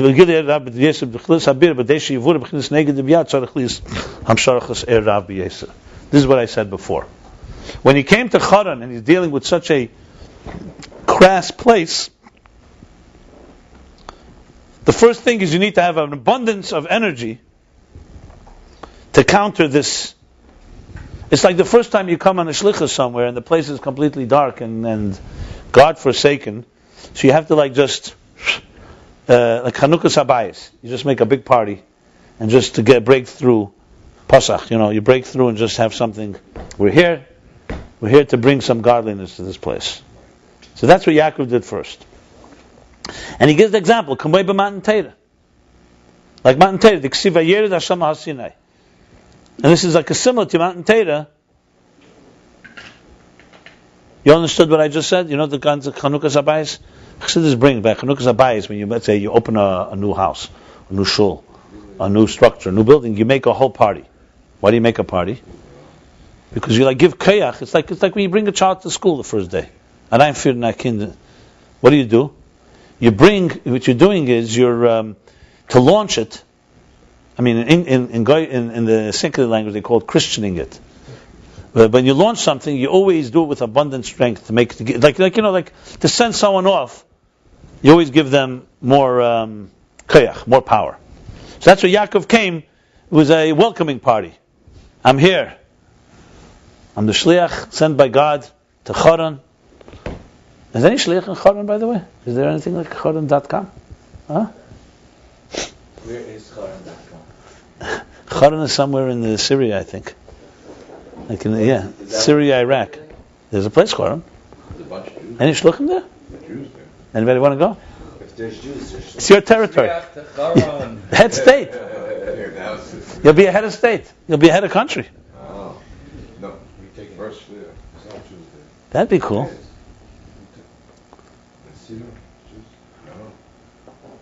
Maybe a few, not even a handful. They got rid of them all. Was it Stavram? In Iran is 1,500, I think. So, I think in Iran is like 1,500. Yeah, Iran is more than 1,500, 20,000 probably. 20,000. Yeah. Yeah. There's a community still. Okay, let's continue. 1 second. The ksiv that God descended on Mount Sinai. There was literally a revelation of the divine infinite light below. And it's known. Why was there Matan Torah such an abundance? Because the whole point was to give power for the rest of the generations to do what they had to do. In order to have the birid, in order that the tachten, which is the material lower world, should be able to be refined. And this,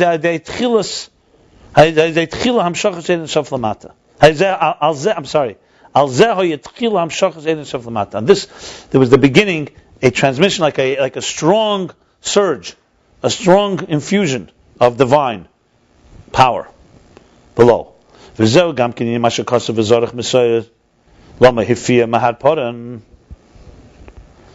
in Hazinu. So it says v'zarich mesoyer. What does it say there? That from zarich mesoyer, that their zarich is like a zichus Hashem. The sun rise.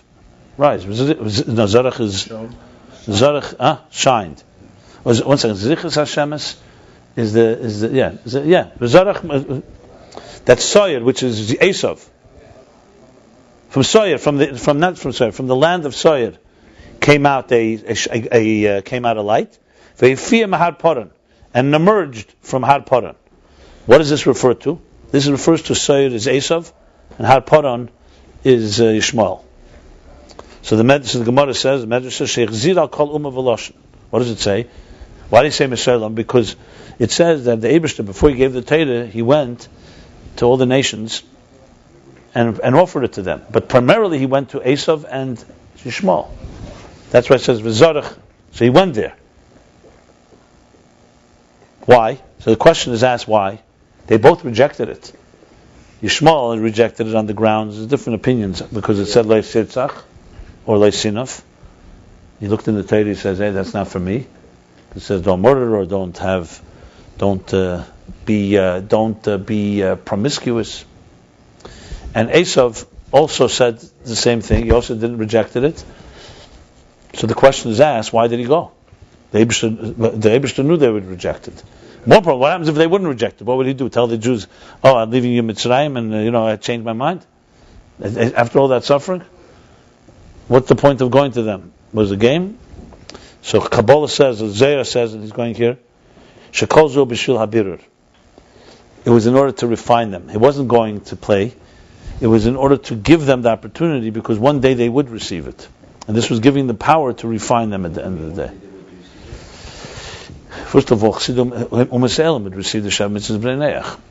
And secondly, you do see Christianity and Islam both were born at 1,000 years later, 1,700 years later. The Rambam says it paves the way to Mashiach. It's the beginning of the Birur. But that's what he says, Oz Epech, Safa Brura. Why? Because they have the idea of God? Yeah, the Rambam says they pave the way because they bring the idea of God and they bring of unity, Mashiach, to the world.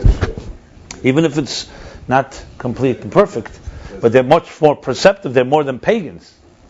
They're believers. The best Gerim came from Esav. And Eden, yeah. He said that earlier. But he said not so much from the Shmuel. Well, doesn't the Rambam Anyway, what's that? First of all, so what? The same Rambam says what I just said. But it's paganism or it's not paganism?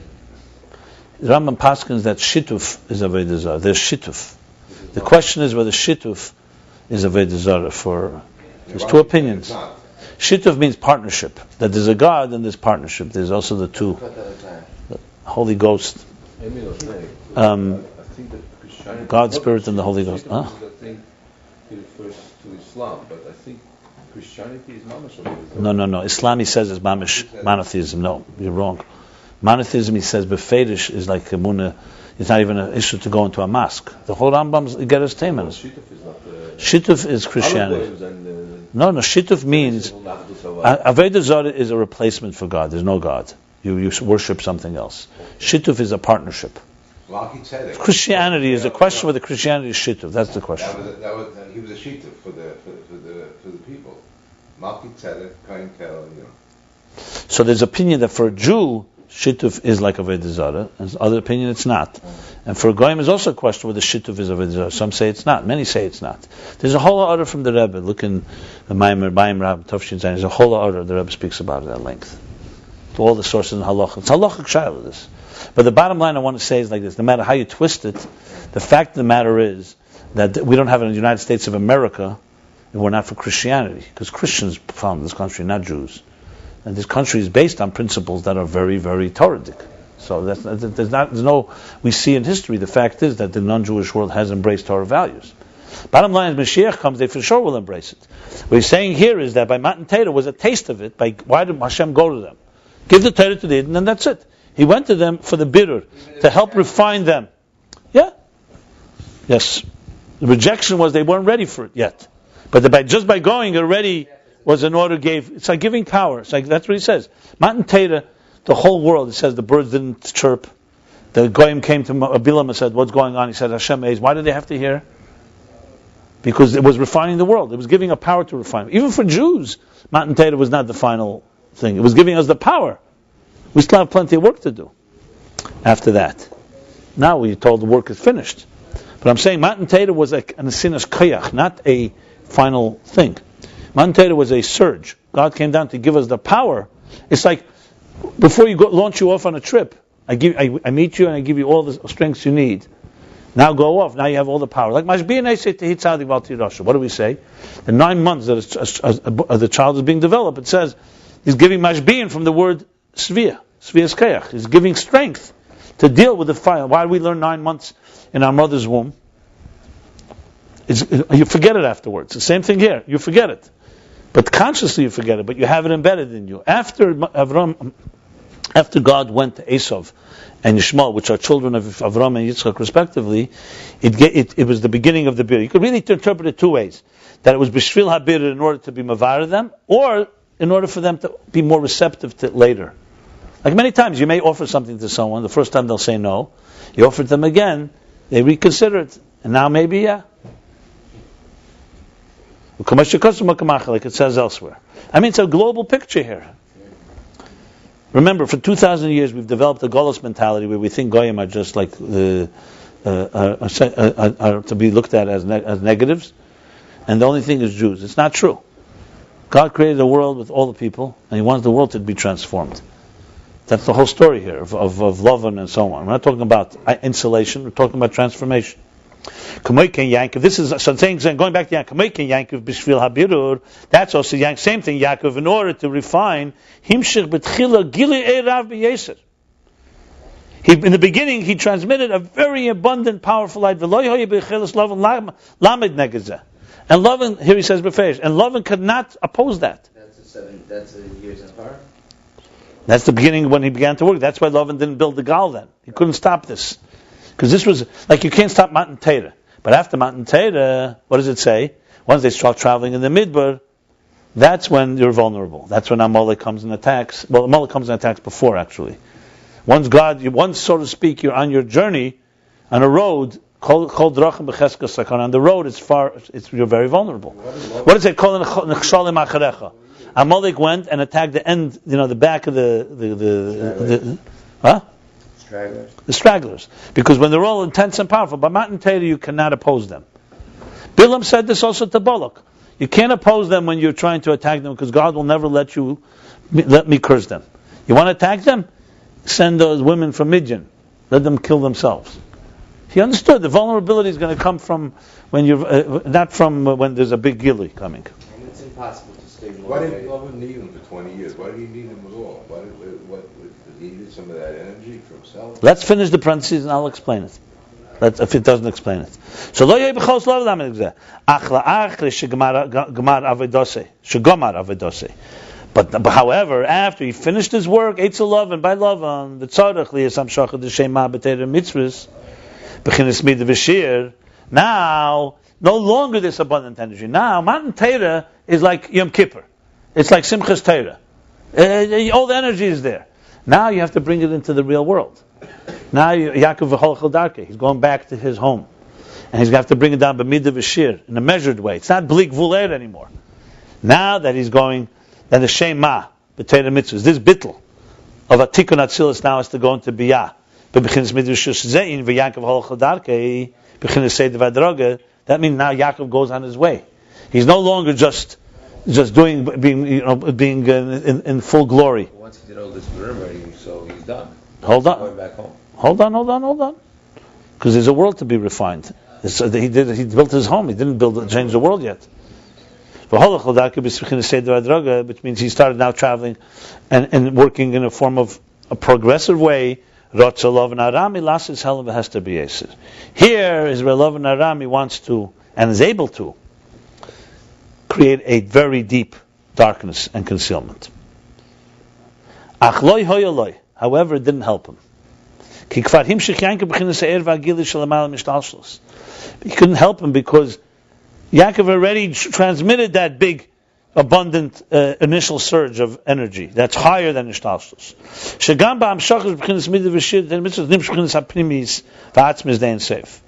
By Yaakov doing that, he also caused that even in the Hamshach, even in the transmission of Midah V'Shir, where there is a structure of Torah mitzvahs, not just this like above, beyond limits. In it was transmitted the pnimi, the inner and the core of Ein Sof. So in Torah mitzvahs, he gave that type of power. So even though Lavan wanted and is able to now do some concealment, but he couldn't really achieve his goals. Isn't this hamshach of Torah mitzvahs, that's a hamshach atzmi, the same as the gili and so on? That's just a repetitive statement. No, why?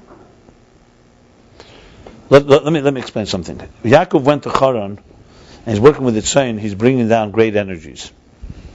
But you know something? We didn't even have Matan Torah yet. So we're talking here is the beginning of power. Avram Avinu also did great stuff. You have Avram and Avraham. Right? In the beginning, Avram was Avram. Avram was a higher level. Sechlanel Mekol Ryan. He was the unconscious. And then Avram is meant to bring it down into the world. Av Hamayim Goyim. He should become the father of nations. Yaakov was on a high level and doing very high work in Haran. But the world is not Mashiach yet. He had plenty of work to do. He still had to come back and deal with Esav, and he had to deal with the whole world that was not yet ready. So what happened was, it was like a Matan Torah. Matan Torah is a very powerful, but Nefesh Adam is essentially when the soul is prepared to come down to this earth. Mashbiyan, they say. You give it all the powers, a lot of power. You learn the whole Torah. You're given a lot of energy to face the battles of this world. So when you come to the world, even though it's concealed, you have within you everything you need to fight. In life itself, you're going to have a few type of matan Torahs. You're going to have a bris, or for a girl, a naming, a pshenish, a bar mitzvah, a wedding, Yom Kippur, Rosh Hashanah, Sukkot. Essentially, in life, we have times when we get an extra abundant energy, which his goal is to give us the strength to deal with the rest of the week, the rest of the year. You have once a week Shabbos, but why not have 6-day Shabbos and 1 day Chayil? A lot of people would like that. Because the goal is Dir B'Tachtenim, but you can't do it alone, so you need to have these special days that have an abundance of energy. All these are examples of Matan Torah. Obviously is a one-time big thing, but the goal is not to stay by Har Sinai. The goal is to take it. Why did the Meraglim not want to go into Eretz Yisrael? They want to stay where Matan Torah was. They want to stay with Anon Yaakov. They want to be protected. They want to stay in Kol. It's not the goal. Noach, once he went into the Teva, he didn't want to leave. Teva Satera, Teva Satfila. God has to tell him, Tzei Min HaTeva. The whole idea, Neshama doesn't want to come down to this world. Al Korchach Atachai. So, but you're not coming alone. You're coming with power. The whole idea of a shlichus. Why should you want to go out of your comfort zone? But that's where the kavanah is, and that's where you'll become great also. Lech l'chama atzecha. I mean, you go through the whole Torah, you're going to find this everywhere. So, but you don't go alone. You're going with power. You're always given. Every initial journey comes with a very big surge of power. That infused Yaakov with all the power. It infused us, Torah mitzvahs, and now he's going to say in tshuva and everything, with an atzmizdika power. But that doesn't mean that it's been actualized. It says everywhere. Chassidus gave us. You learn a Tanya Perek Lamed Vav. She says me'ein zeh b'matan Torah. He speaks Mashiach will come will be gilel l'kuz be'en zeh. Me'ein zeh b'matan Torah. A taste of it was by Matan Torah, and Matan Torah gave us the power that we, through our work, will be able to bring it when Mashiach comes. We learn Basel Legani, 7 generations of concealment, 7 generations of revelation. Moshe v'shachanti b'seichem der Ashvi, right? So why did Mashiach come? Because that was in a microcosm. That was in Eretz Yisrael. That was Moshe didn't even go into Eretz Yisrael. Now comes the long years of Golus, and then come another 7 generations of the Rabbeim. And the Rebbe says the last, that now we're ready for the real Geula. So Geul Rishon, Geul Achrin. Yitzis Mitzrayim is a taste of Geula. My point is that the goal is transforming the world. We're talking here Yaakov giving the power to do so. But everything plays itself out. Laban is Lumas of Yaakov in this sense. But he's saying now that Laban's, all his plots cannot really challenge it because Yaakov had already done the job. In other words, all the Golas that we've gone through cannot erase Matan Torah. Matan Torah did something that no one could ever block. That doesn't mean there aren't challenges, but the infusion that from now on you can make a chefza shekdusha. You know what it says in the Chassidus? That before Matan Torah they couldn't take a physical matter and turn it into spirit. You couldn't turn matter into energy. Now that you can turn matter into spirit, that's because Matan Torah gave us the power. But that's still plenty of work to be done. So that's what he's saying here. Okay. So now that he has to bring it down b'midah v'gvul, that's where Lavan wants it, but it doesn't help. Because of Yaakov's Aveda, he's basically saying here, not that Lavan isn't trying, and that Lavan doesn't have an impact on us. He said clearly that we have people suffer from COVID today, right? There are people who have the taiva of COVID. So clearly there's a Lavan at work. He's saying is that Lavan did not have the power to block it all. Because once Yaakov infused it in mitzvahs, it has that power. And the same thing, Yaakov also gave the power to transmit the union of tshuva. The mashchalei b'cheli yatir, which means that he's drawn to it, b'cheli yatir, with even more intensity. By baal tshuva it says the mashchalei, that he's mashchan, he schleps. Right? Mashchalei, schlept. His drive, the drive is even more b'cheli yatir, chayil is strength. With even more strength and energy. Mashchalei, I think that it schleps him. In other words, with his hunger, his thirst. Mashchalei b'cheli yatir. Because he's thirsty, it's like he has a far greater urge and a far greater power. So in other words, Yaakov transmitted into tshuva this power that should have that hunger. Like he said before, Lavan, if it was up to him, there'd be no Yisrael tshuva. He would block it out. But Yaakov transmitted through his initial surge and energy, he transmitted that power that a baal tshuva will have in deep hunger. The deep hunger you can thank Yaakov for. Had Yaakov not done his work with Lavan's chain, Remember, it was hard work. He was dealing with a corrupt guy who lied to him. 7 years of hard labor. Another 7 years of hard labor. There were serious efforts there. Those years of his hard labor with this tzon, Pasha V'Yetzer gave the power for a Baal Tshuva today to be thirsty for God. Think of it that way. And we're all Baal Tshuva in that sense. Or we're Baal Aveda. There's only two options. Someone once got up, I remember, by a table. I was sitting at a table. And they introduced him. And he introduces himself... You mean by dinner? No, like a Friday night dinner. Oh. It was very funny. And, there's the Baal Tshuva name. So someone said, he's a Baal Tshuva. So someone said to him, so what's the other alternative? He says, a tzaddik. He says, no, there's only a Baal Tshuva and a Baal Aveda. There's no tzaddikim at the table here. Understand? So it's not, you say Baal Tshuva, like as if FFBs are what? What are they? Tzaddikim? How would you define them? We don't talk about it in public. No, there's some people programmed Jews, mechanical Jews, and then you have people who've paid a price. Okay, so he gave this power, and anyway, in case you think you're a tzaddik, there's always la'asov tzaddikai b'tiyuvt. Tzaddikim have to do tshuva, so it didn't help. So he infused the Torah mitzvahs with something that's higher. So this is interesting. So Yaakov, this is how Eris and Kalim of Atzilus are not just revealing Eris and Kalim. Remember, they're not just revealing Keich HaGvul, Avein Seif, of Elikus, they're also Keich HaBligvul.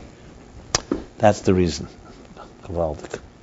No, the Spheres are not just a number, and they're not just telling a story, they're also revealing the infinite Behirus. They're a transparent channel for the infinite light, which gives the power to fight the klippa against the levushim. So levushim, regular ones conceal. The klippa ones fight against. And this has the power to infuse it all.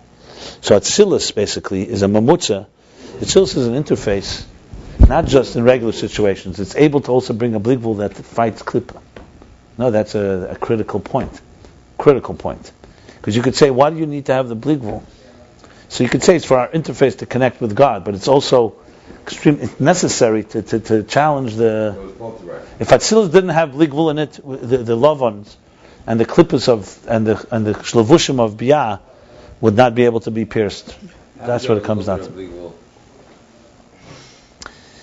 It's a very good question. You keep learning, coming here to these classes, and you'll find out. That's what we've been learning. That's the whole Ayin Beis. Exactly correct. Many places he's already explained different examples of it. We get tastes of it. We have glimpses of it. We have a whole bunch. We've gotten a few. That's the spheres. That's the whole idea of spirit. 3 levels. Yeah. So there's no, but he's asking a practical way. Earlier we spoke. He spoke earlier, for example, the effects of the makifim of bligvul on us are Mesiras Nefesh, Kabbalah Seil.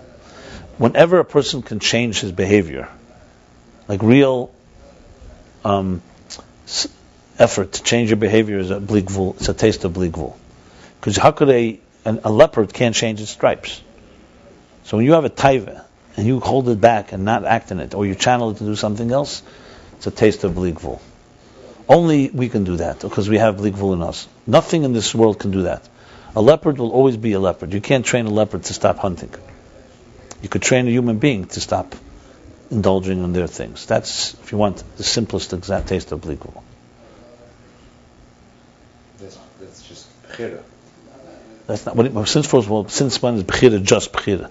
Bechira is a very big thing. You know what bechira means? Nothing has bechira in this world. The sun can't decide that it wants to go somewhere else. This world is worked by clockwork. You can't decide you're not going to eat today. You could, but then something will happen to you. You can't jump up 10 feet if we have limits. The world is made of limits.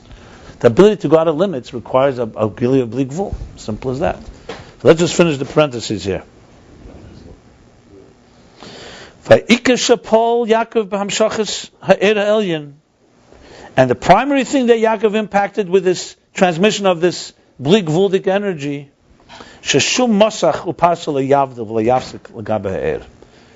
that no curtain and no shield and no cloak can separate lo yavdil, can separate, v'lo yafsik, can divide or separate between to the Eir. I just explained, this is the whole point why the Eiris of Atzilus are Behiris, Sapir, to even the Bligvul, which gives the power to not allow these that no pasha can actually break. Remember we said before that Laban is what? He said, it says on its own, there's nothing, what the Gemara says, Ein Dover Hamafsik, what's the expression there? The Lashon is, Afila mechotzu shel bazel ein mafsikim beinechem ubein avichem shebashamayim. But then it says nothing can separate between you, even the bigger thing. Ki'im avanesecha hayim avdilim. Sins could, because that's up to you.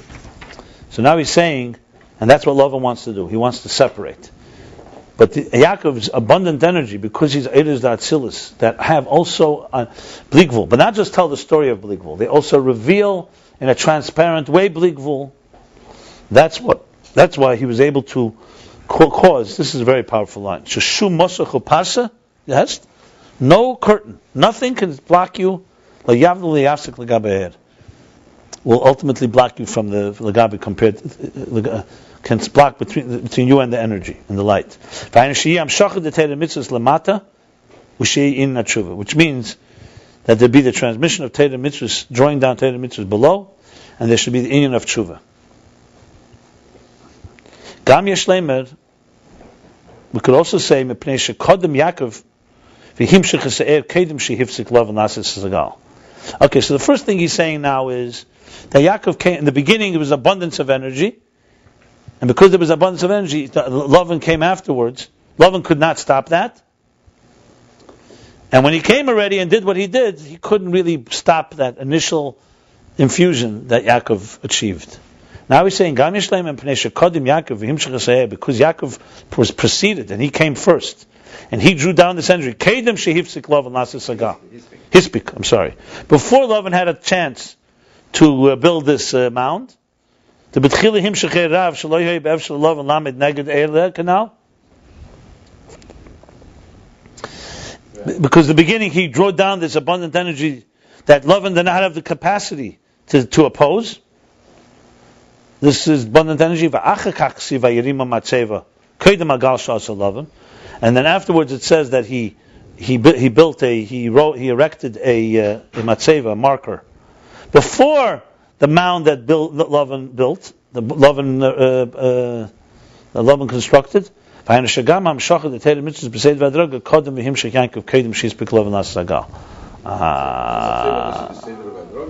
second. Looks like it.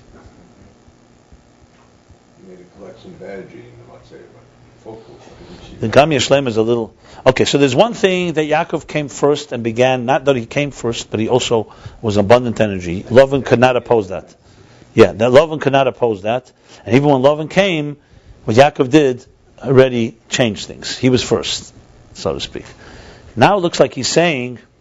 Yaakov's very stinky.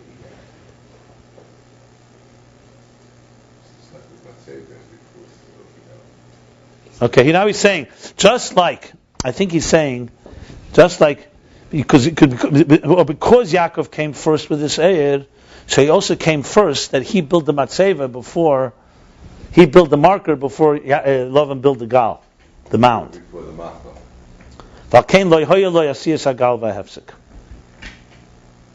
In other words, because matzeva is already the work of Atzed Vadroga. It's not the 20 years of his working in the Lavan. So in the matzeva it says there's also the transmission of Teda Mitzvah Atzed Vadroga. So till now he just said that the original Aveda, which was a Bligvul Aveda, infused later the Teda Mitzvah Aveda. The fact that he made a matzeva adds another dimension to this. Because you could say even without the matzeva he already did what he had to do. But this adds more, that even in the Aveda, in the work where you go in an organized way, where you build a matzeva, even there he preceded Lavan mound. That's the additional component here, which means even in the world of Gvul, he came first. Not just that Bli Gvul came first before Gvul, but even in the world of Sfiris, where there's Edis and Sfiris, even in the world of Mispur and Sipur, he also precedes Lavan. That's the Vart. It's a very interesting Vart, very interesting. Like an Very deep word. In other words, it's something like this. You could say, you know what? Teire bagoyim al taimen, but chochm bagoyim taimen.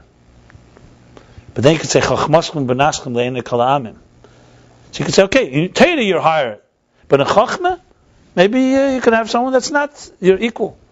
But even in chachma, even in your world, there's also, so it creates even more power.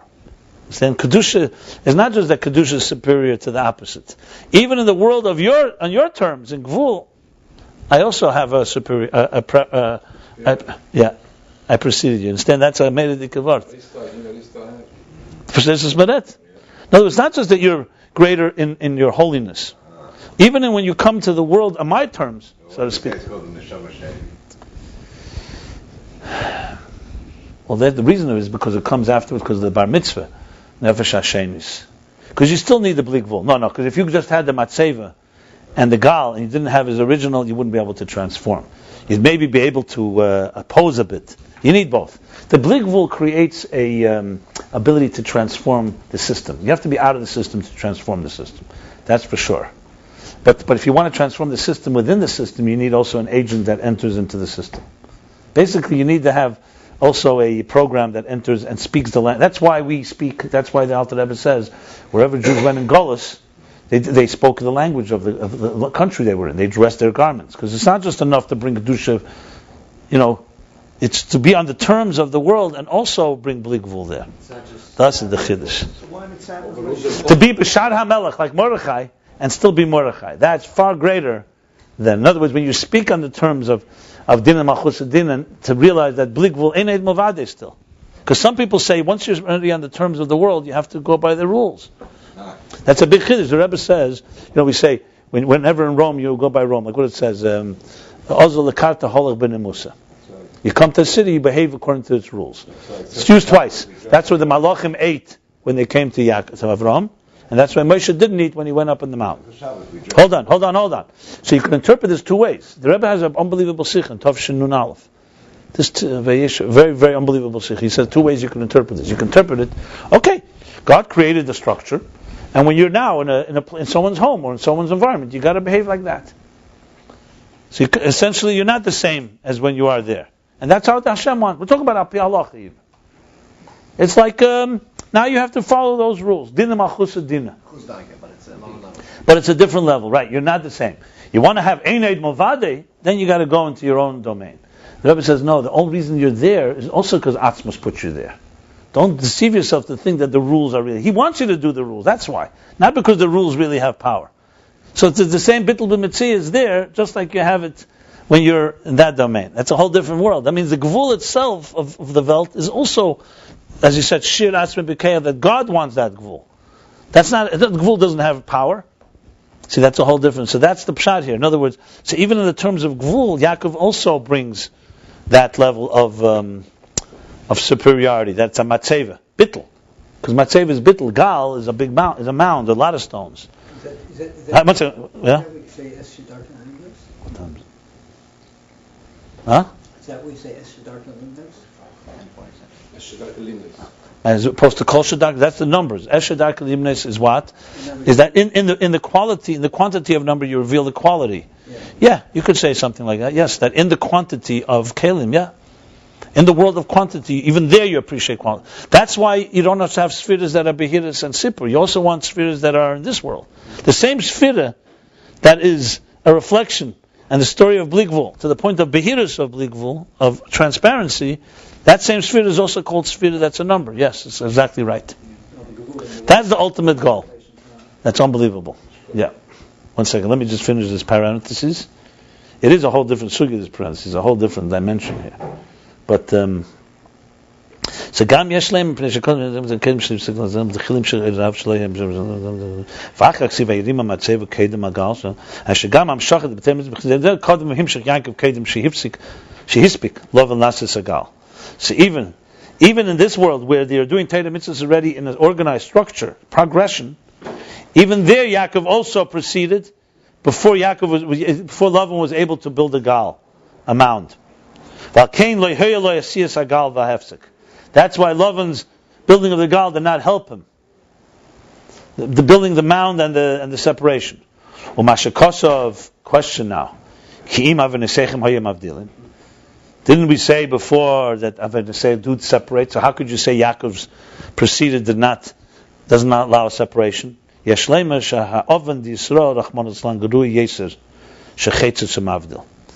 Say because the sin of a Jew, God forbid, is worse than the gal of Laban. Wow. Which is what, a sin of a guy?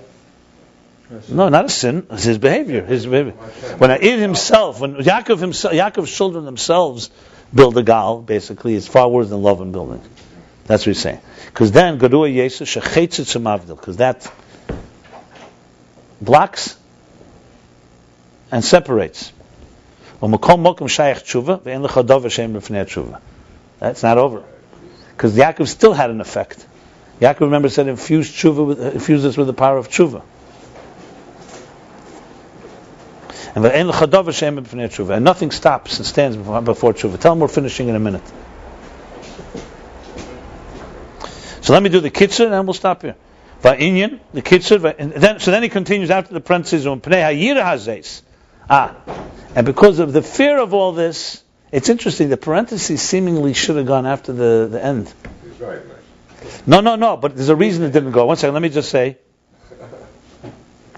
He knows how to read.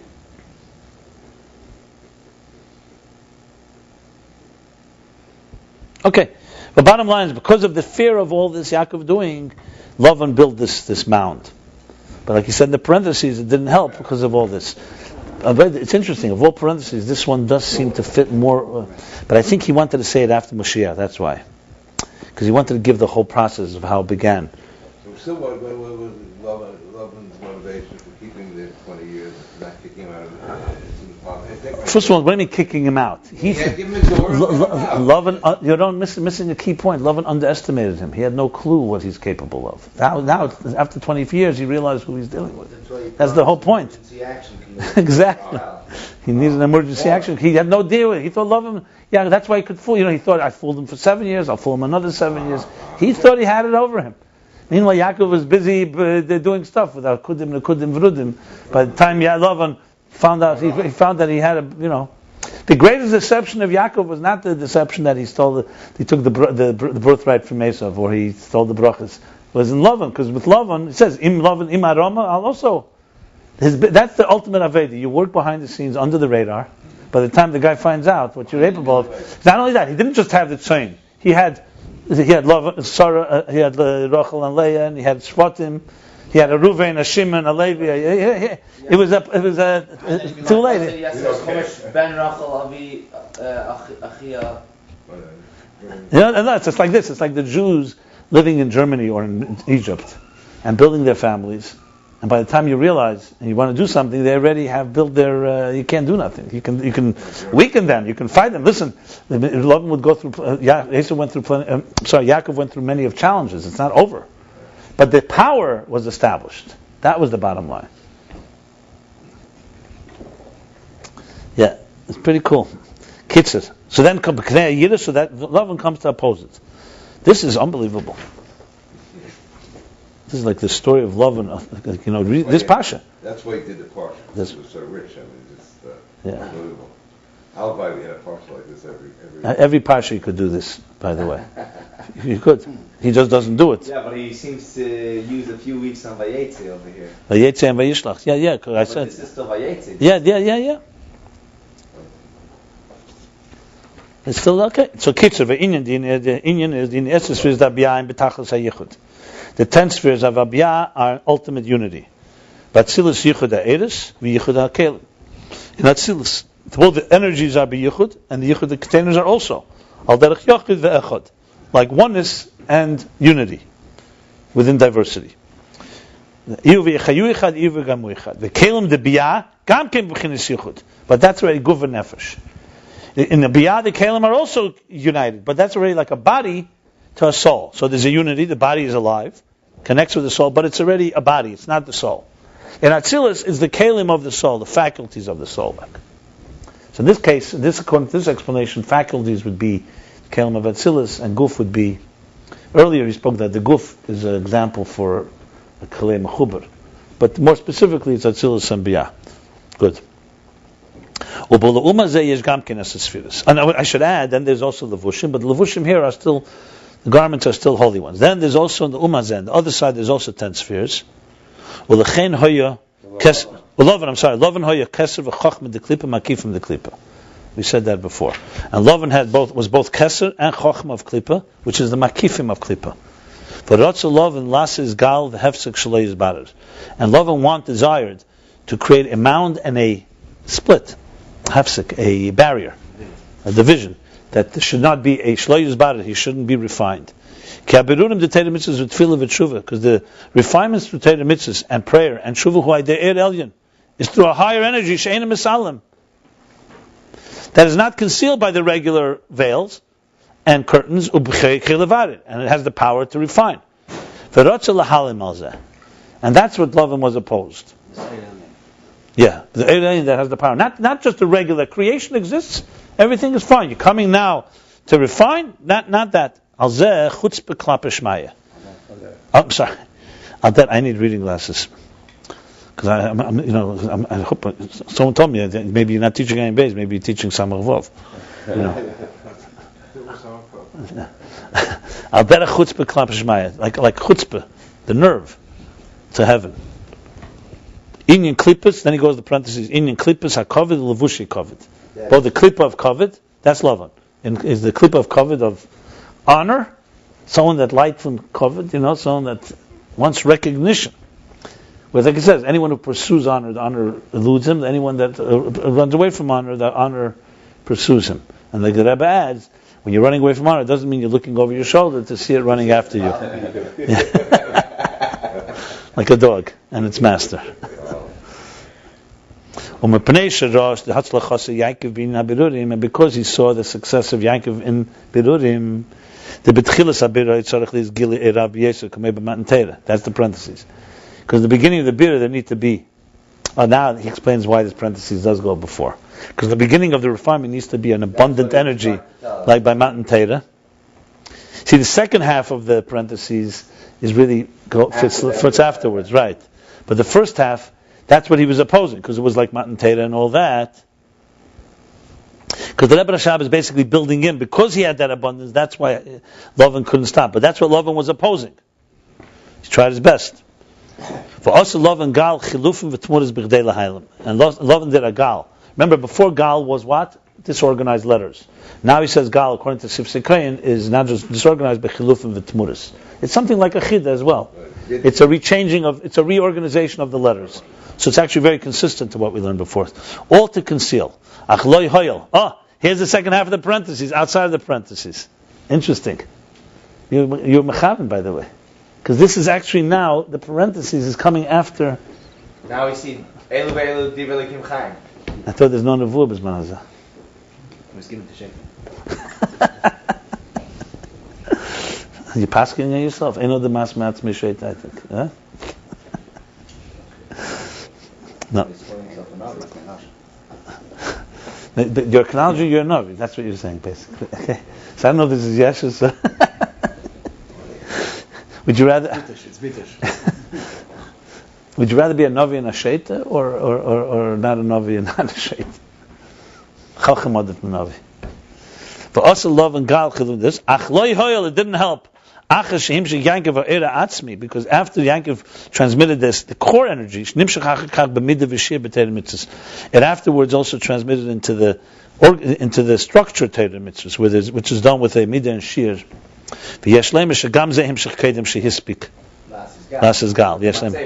Yeah, exactly. It all fits. Yeshleimer could also say that also this he did. He also transmitted it before he was able to. Had time to build the mound. I want to just say one thing: the shir amid of Torah mitzvahs. If you remember, there was two things in mitzvahs: shekel shalom b'tzvah, God's desire, which is bleak vul, transcendence, rotz and keser, and there's this specific measurement. If you eat matzah, it's exactly that midah, kazayas, or you do it at a certain time. So it's really, how do you reconcile the gvul and bleak vul there? The answer is because there's the interface where they both meet, where ultimately spheres are both misper and bli misper. Spheres is both structure and in the structure he also precedes Laban, and therefore has the power to. So even in midah v'gvul, we also have so-called the bli midah v'gvul, the bli misper, beyond number. Okay, we'll stop here. We did the end of chapter 108, page 210 to 11.